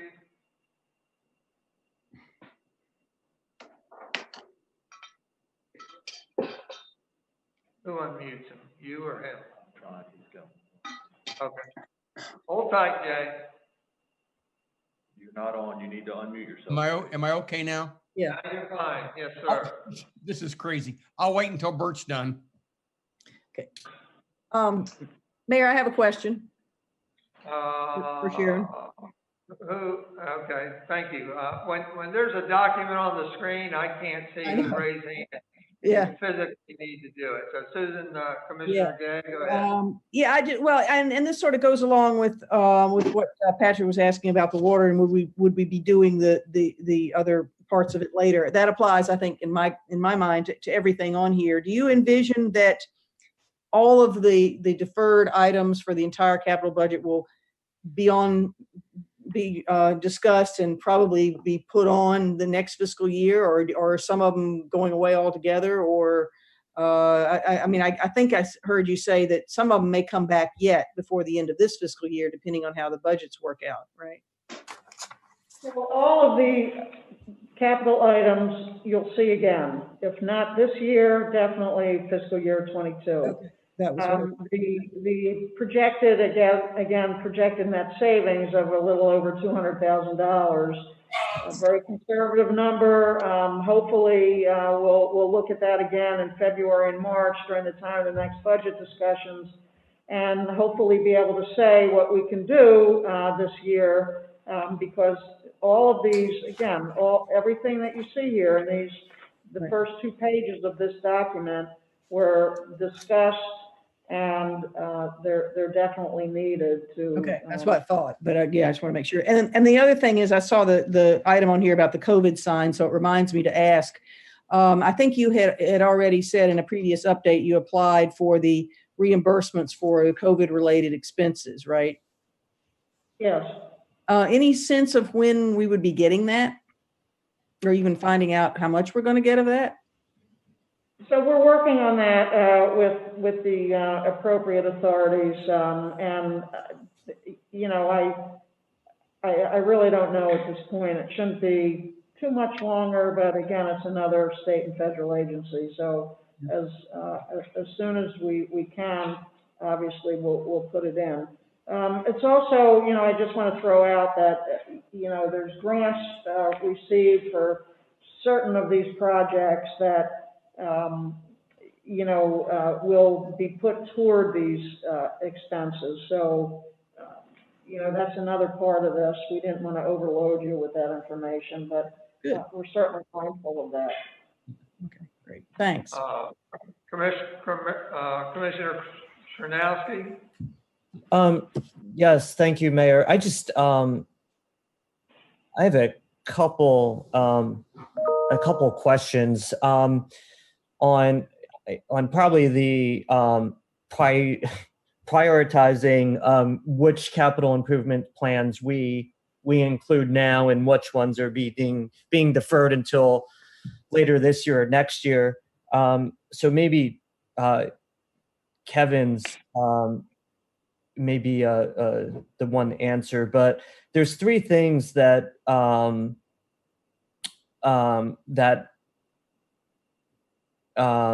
I think are important. Probably more important than the Delaware Avenue restroom expansion, and that is the stormwater assessment and repairs. The sewer vacuum truck, which I thought was imperative not too long ago, and then the stormwater basin number 40. I thought were three critical items that I guess are not taking priority over the street sweeper and the Delaware Avenue restroom. So I don't, city manager or Kevin? Again, I think all of these items are important. We were looking at a total number,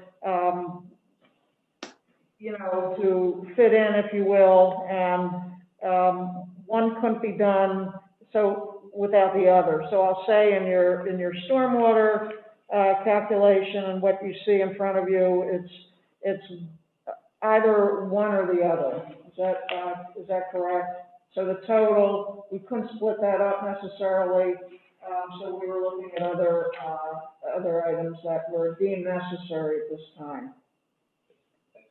Yes. So Mr. Williams is shaking his head correct. Thank you very much. No other commissioners have any comments? Let's go to Bert Dukes.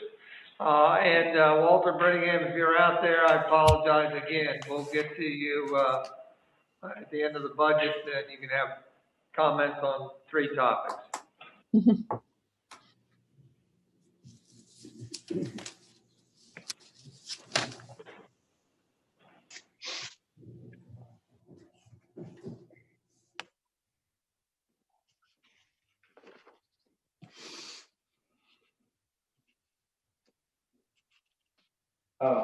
Can everyone hear me?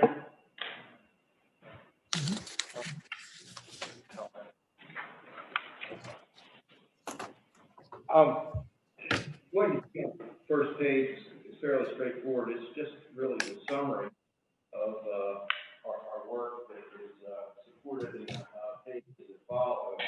And what we did, I guess I'll just go over sort of the methodology, how we approach this, but we looked at our revenue line items in the general fund, and we used projections either by prorating or by using a little bit of common sense.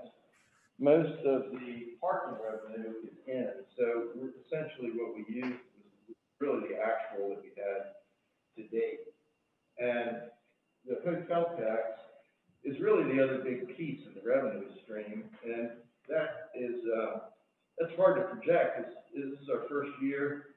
We budgeted very conservatively because other people told us that we were going to be over $1 million, and we just we said 800,000 would be our budget, and we're looking based on recent trends, and actually the month of August and July are sort of encouraging. So we're estimating that we'll get about 250,000 in hotel tax, and that's going to put us about 351,000 less than what we projected.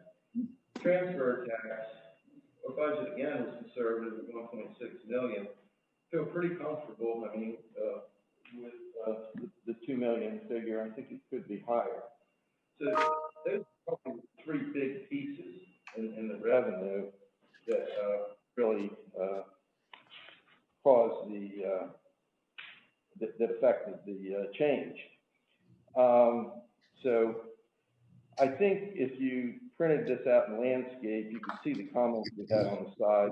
I won't really go through those, but I mean, we went through it line by line to come up with our revenue projection. On the expense side, we basically looked at our prior year activity, and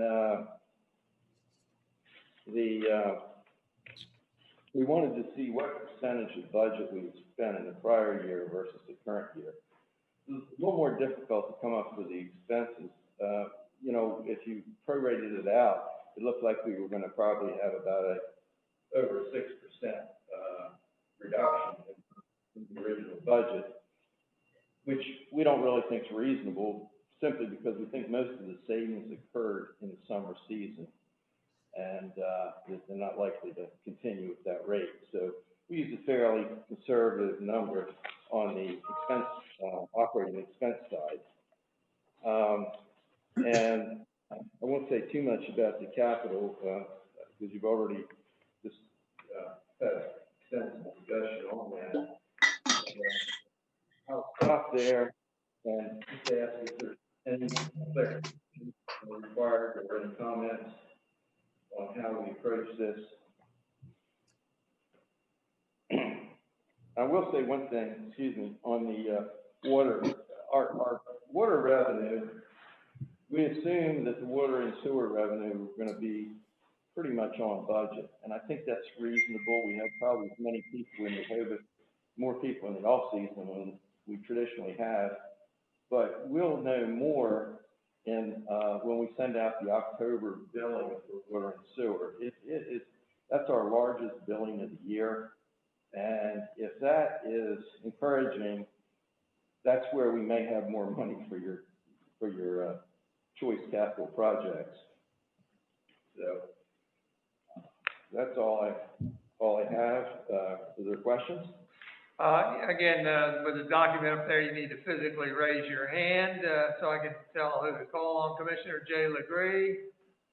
Thank you. Can you hear me okay? Yes, you're fine. Thank you.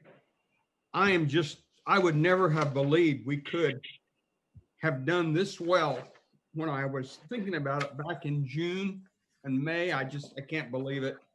And to only be down 1.9 is just phenomenal. I never thought it. But the sewer flow is just, the water flow is a great surprise. I look at the occupancy rates over on the Chamber of Commerce website every other day, and I can't believe how well we're holding up. So, and knowing full well that the rental tax comes in along about tax time, I think I bet you will be able to get just darn near everything. And watch me say something stupid and jinx us, but I think it's just great. And Bert, you are true. This was very conservative. I congratulate you, and I don't congratulate much, but thanks for everything. Keep up the good work. Thanks, Mayor. Very good, thank you. Commissioner Gossett? Yes, I'd also like to compliment City Manager Lynn and the entire staff. This is really a very pleasant surprise and well managed in that regard. And we certainly feel that confidence going through the rest of the year with your projections coming through. Just one question with regards to the water revenue. Is that increase, would you feel that our rate increase of the waters, that's really reflected of why that revenue is so higher? And then a second part of that is, when are the October billings going out? Within the next few days or week or 10 days, you know? Well, I think you're right in that the rate increases have a lot to do with it.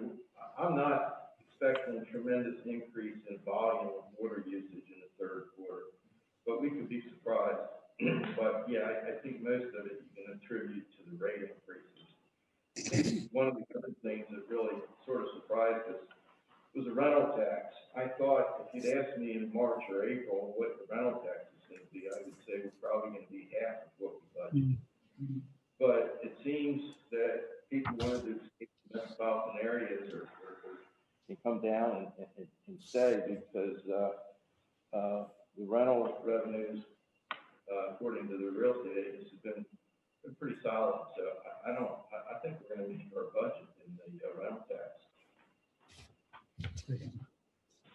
And yes, Commissioner Gassett, the bills will be going out this week. Thank you. And one other question with regards to when you're speaking about tax, the hotel accommodation taxes. What is the process that the city uses to actualize the amount of tax collected from the hotels? I know they pay an 8% and ours is 3%. What mechanism do we use to realize that 3%? Well, it's essentially a piggyback tax because they file their 8% tax with the state. And the form that we use is essentially the same that a hotel owner would use for state filing, except our rate's 3%. So there's not a verification process in place right now, but city manager is working with the state, and the county has requested access to the state's database where they can go ahead and check these reported amounts. And I mean, basically, I can't imagine a hotel owner reporting a different number on a state form than we would report on the local tax form. But I think, you know, we are probably going to have to develop access to a tool to monitor that going forward. So if I may also just add that the business is required to send in what they've also sent to the state. And as Bert just said, we're attempting to verify that with the state, just as the county is doing. So we haven't yet been successful with that. I've been in communication with the state offices, but just haven't gotten to that success yet with the state, but we're working on it. Thank you. That sounds great. All right, any further commissioner comments? If not, we're going to go to public. Walter Brittingham, please. Walter? I hope you're still there. If you would talk about any comments on gross floor area underground, gross floor area clarifying definitions, and the budget, please.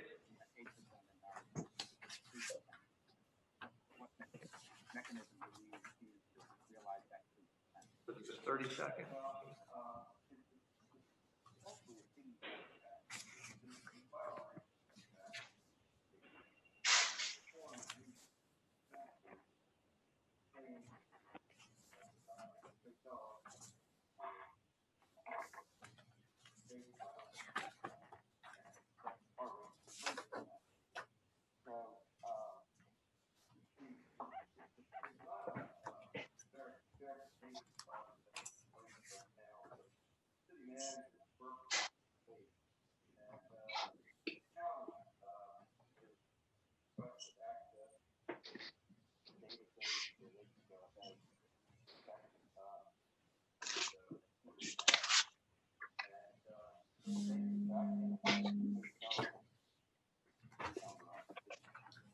Thank you.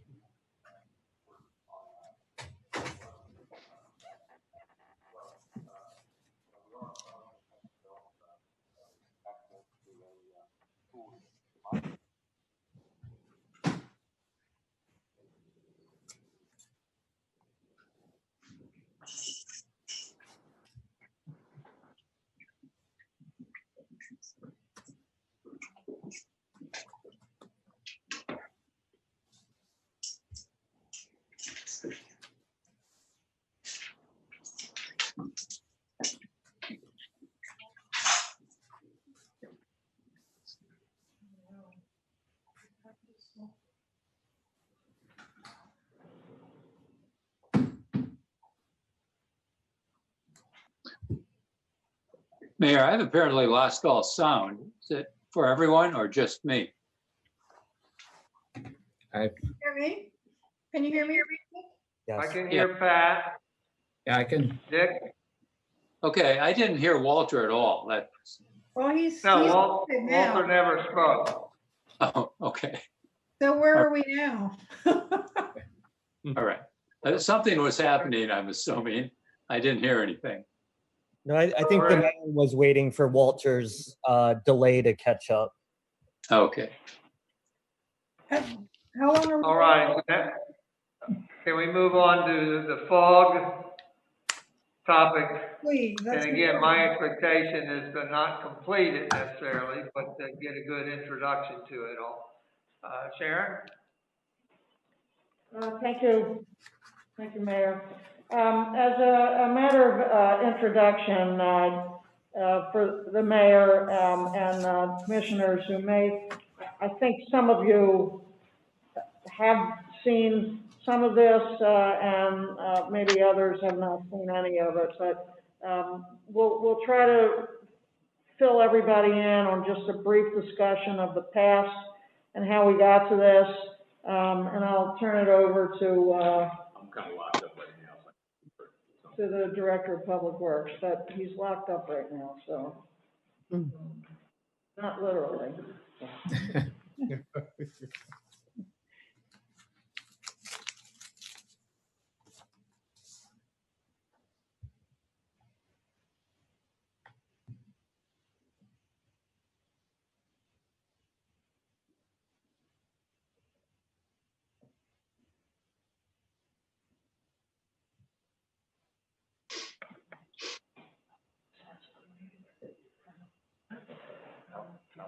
Max to the rescue again. Thank you, Max.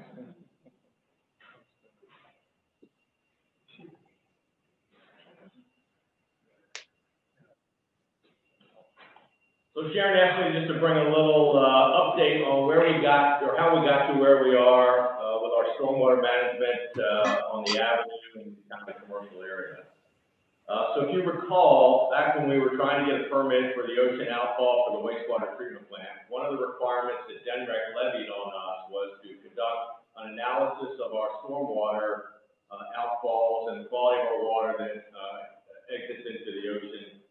We expanded that, I guess, to include all of our outfalls, both ocean and lake and canal. So we had GHG under contract to do that modeling and do that initial analysis. So that was under phase one. We did some preliminary testing, but basically a modeling of where our stormwater how it got to the ocean and then where it kind of flowed once it got to the ocean. So they could look at that in relation to what we were projecting our wastewater outfall would do. So the second phase involved a much more detailed sampling of all the outfalls, and some of the things that we determined as a result of that was that we had a much higher level of the bacteria readings in the commercial area than we did in our residential areas, and it caused us some concern, so we wanted to continue looking at that. And it also highlighted some deficiencies we had in the maintenance and operation of some of our stormwater structures. You'll recall our vault at the end of Rehoboth Avenue and maybe also the Wilmington Avenue sand filter. So then in the follow-on phase, then we did some more detailed sampling just in the commercial area as we tried to identify potential sources of the bacteria or food sources for that bacteria to continue to grow. In that also, we did some community outreach, did some public education. We actually held a session here in City Hall and had invited all the restaurateurs to send a representative, of which one person showed up. But we also did some walk-arounds. The building licensing folks, our consultants, Evan and I went around to various restaurants, kind of going in and just talk to them about our program, what we were trying to accomplish, remind them of some of the grease trap requirements, where they're storing trash, all those kinds of things that we felt might be contributing factors to the high levels of bacteria in our commercial district storm sewer. So our phase four is we did some of that this past year. We did some more testing at the sand filters and at the vault. But the other thing we had, which we're going to continue on today in the discussion, was the development of draft ordinances that would help us do some enforcement in the commercial area, specifically with regarding to the fat, oils, and grease, as well as solid waste and how that's stored. So that kind of gets us back up to where we are today, and I guess I'll turn it over to Matt and Dennis as they talk through the two various ordinances under discussion. Certainly. So we looked at the grease trap interceptors, something specifically I looked at more. What we recognized is there wasn't a very good record-keeping system through the restaurants. So as we did our rounds last year and the year before, we reiterated the fact that, you know, we were going to be coming around as part of this ordinance and looking at the record keeping a lot more, inspecting the areas of concern with the grease traps to make sure that the areas underneath are, you know, free of grease, free of any debris, anything like that. In an ultimate goal, obviously, to, you know, clean up the runoff system. What we've come up with, or what Glenn has come up with, is a pretty good ordinance that begins to touch on the grease traps and the maintenance and installation, etc., of these grease traps. And I don't know if Dennis wants to speak to the refuse containers, but there's also some stuff in here about, you know, proper disposal. Obviously, keeping your dumpster areas clean, and the maintenance there that goes along with that as well. You have anything to add, Dennis? No, the only thing I've got to add is, as Matt had said, this is much more thorough and detailed as far as keeping records. If you recall, the current code basically just states that they will keep a record. So this is going to help us when we go out and inspect these restaurants. The other thing that we've changed is that under penalties, as we've been doing in the past with some other ordinances, we've been changing to civil citations, which makes it easier for us to enforce, which has been working well with the other ordinances. Any questions? Any commissioner comments? For me, I do have a fair number of comments, and I think to be easy on everybody, I would like to email them to you all, and so that you can review them, so that we don't take up any time today. Again, is there any timeline that we need to be following with this? Do we have a deadline to achieve? Well, we wanted to get this done sooner than later, so we can actually start with the requirements, re-notify those businesses again that and restaurants that need to comply with this. So by the end of the year, possibly, I think that's a good time to put that through. Okay, we'll shoot for that. So I think we can put this on our November workshop agenda again, and then maybe we'll be ready to move to a vote in November or December, get that taken care of.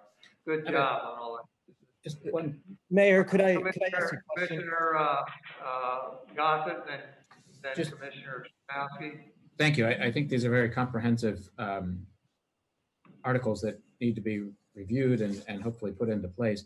Just a question though, with regards to the grease interceptors. Are all current restaurants required to have them? Even the older restaurants that were retrofitted or something of that nature? Is that addressed any specific? I know we have a 1999 date, but any of our restaurants precede that date. Do all restaurants currently have a grease interceptor? That is correct. They all do. Thank you. Dennis or Matt, have you had any discussions with the businesses and gotten any feedback from them on this ordinance and the obligations it would have on them? So we were very upfront about coming up with, when we were making our initial rounds and doing the initial investigation of this, we were very upfront saying this is going to be leading to a wider ordinance, and most of them, we're all in agreement that they wanted to keep the business flowing and keep the people coming into the seats, so they were more than acceptable of these ordinances. Okay. And one last question for the city, for the city solicitor. The penalties, will they be in the name of the business, or do civil penalties have to be in a individual's name? That's a great question. The civil ordinance, I believe, allows for business names to be named. I'll check that as the meeting continues and get back to you. Okay, thank you. Any other comments from the commissioners? Can you see if you can access Walter while I keep talking? See if he can get him online. The next business of that we got on the agenda is new business, review of commissions, etc. What I'd like to do, because of the time constraints today, unless you all want to go to 1:30, 1:45, I will consider deferring this to the next meeting. As I said earlier, all the committees can continue to function as they have been. Now some of the committees have new chairs. The one exception is the parking committee, and for the parking committee, doesn't have chairs yet, and I think that's probably fine deferring that as much as another month or so. I normally would like this to be on the November workshop meeting, but if we have a light October regular meeting, if that's all right, we could put it on there to review. I'm not trying to rush anything. My intent was to discuss committees and mission statements, et cetera, today. Continue discussion at the November workshop meeting, and then vote on any changes at the November regular meeting. We can still do that with a new schedule by talking about this at the October regular meeting as the first meeting discussion, the second meeting discussion in November workshop, and then a vote. What's your pleasure? Mayor, I agree that we should defer this to the regular meeting and discuss it then again at the workshop and vote in November. Great. All right. Sounds good. I just don't want us to lose time, because even though I think we could have the two meetings, a regular meeting and the November workshop, at some point we have to approve new members of committees. And I don't know if doing it in that time frame will allow us to be ready to do that at the November regular meeting or not. But I'd be happy to continue it at the regular meeting this month. Well, if we're not comfortable with the timeline as we go on, we can conduct a special meeting or defer it till later. Commissioner Gossett? Just a comment, could we then, as Commissioner Gay said about appointing people to specific committees that are vacancies, could we perhaps take those committees first that need attention or members to be appointed, and work backwards or down from there, as opposed to others that are set, like audit committee or what have you? Some of these may not really need much attention. Yeah, I think we can do them all together, but we can give consideration to that if need be. Yeah, I mean, what I basically told several people is the entire committee, they're annual appointments. So everybody, like for instance, on my tree committee, everybody knows they're kind of up, and I'm, and I may be looking at new people in or whatever, but it's all, we'd be voting on the entire committees when we vote, right? Everybody can stay a member until such time as their new appointments arrive. So they should expect to continue to participate. Okay. Thank you very much.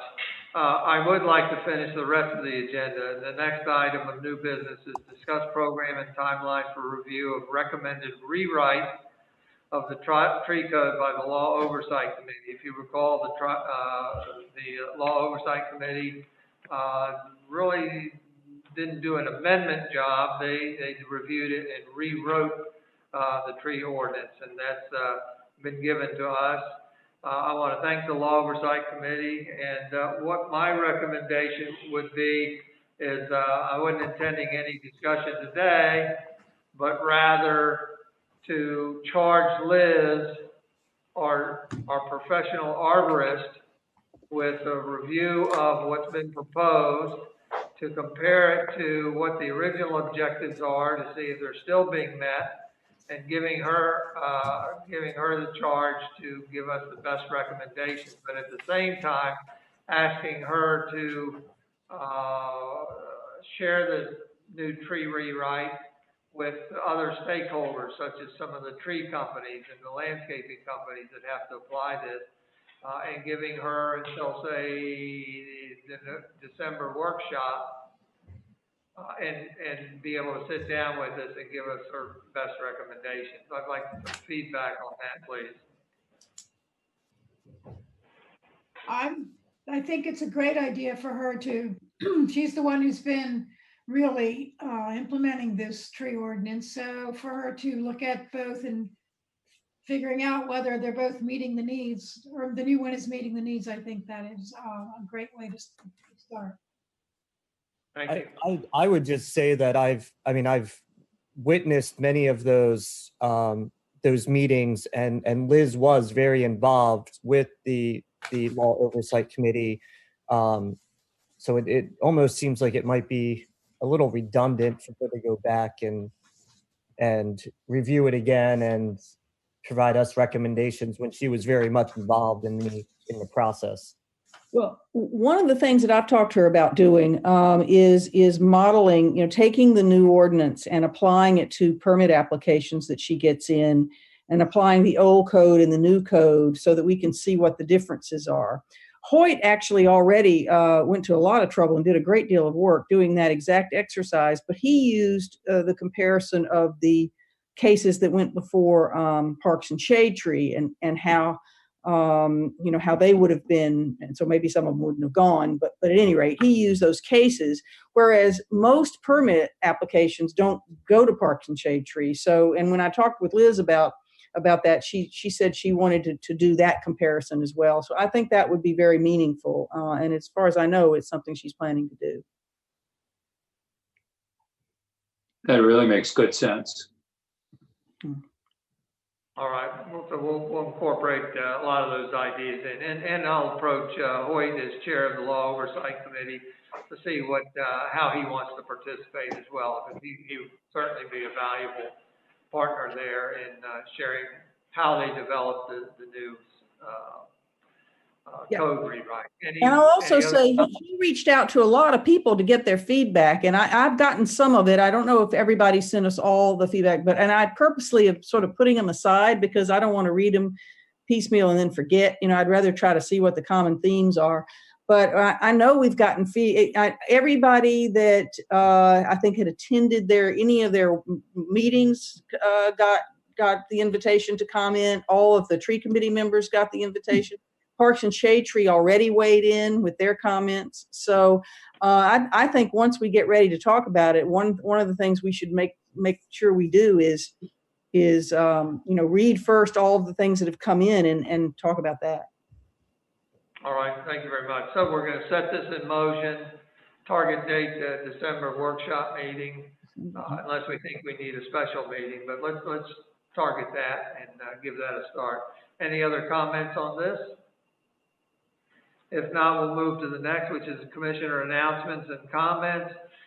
Just FYI for future agenda topics, we're going to continue with subterranean parking and the GFI issues. I do have a permit of compliance for us to hear at the October regular meeting. I've asked for an update on the canal project at the October regular meeting, including financials and timeline for completion. Recycling update, we'll look at the committees. We'll continue with wireless at the November workshop meeting. So we've still got a full plate going forward. So I thank you for all your time and commitment today. Any other commissioner announcements or comments? Commissioner Legree. I just want to say that on Thursday at 2:30 p.m., the Rehoboth Beach Museum is going to have an event, and David McDonald is going to talk about what it was like before the Bay Bridge. And It's a Zoom meeting, so sign up and somebody will send you a Zoom invitation, and you'll be able to talk about what it was like before the Bay Bridge. As a matter of fact, my wife used to come over on the ferry, so she'll be interested. But that's RehobothBeachMuseum.org. Sign up and enjoy the meeting on Thursday. Thank you. Thank you, Jay. Any other commissioner comments? If not, review future meeting dates. We have a special meeting tomorrow, October 6th at 3 o'clock for the pandemic focus. We have a special meeting October 7th at 10 a.m., in which to conduct executive sessions on legal matters. And October 16th is the regular meeting. November 9th is the next workshop meeting. Citizen comment is next. Walter, we'll give you one more shot. Commissioner announcements and comments. Just FYI for future agenda topics. Continue with subtraining and parking and the GFI issues. I do have a permit of compliance for us to hear at the October regular meeting. I've asked for an update on the canal project at the October regular meeting, financial timeline for completion. Recycling update, we'll look at the city. We'll continue with wireless at the November workshop meeting. We need to give Walter a Zoom invitation. Yeah. What? 30 seconds is a long time.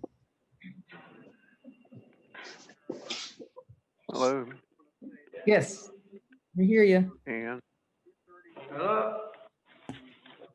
Okay, I don't think Walter's on there. Maybe he's dropped off.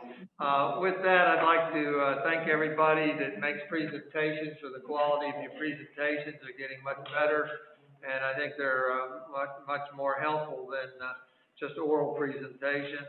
Also, Sharon, if you could ask Andrew from Verizon for his slide that he showed today, send that to Ann so we have it for our records. And otherwise, we'll call this meeting adjourned at 12:58 p.m. Thank you very much. Thank you. thank you.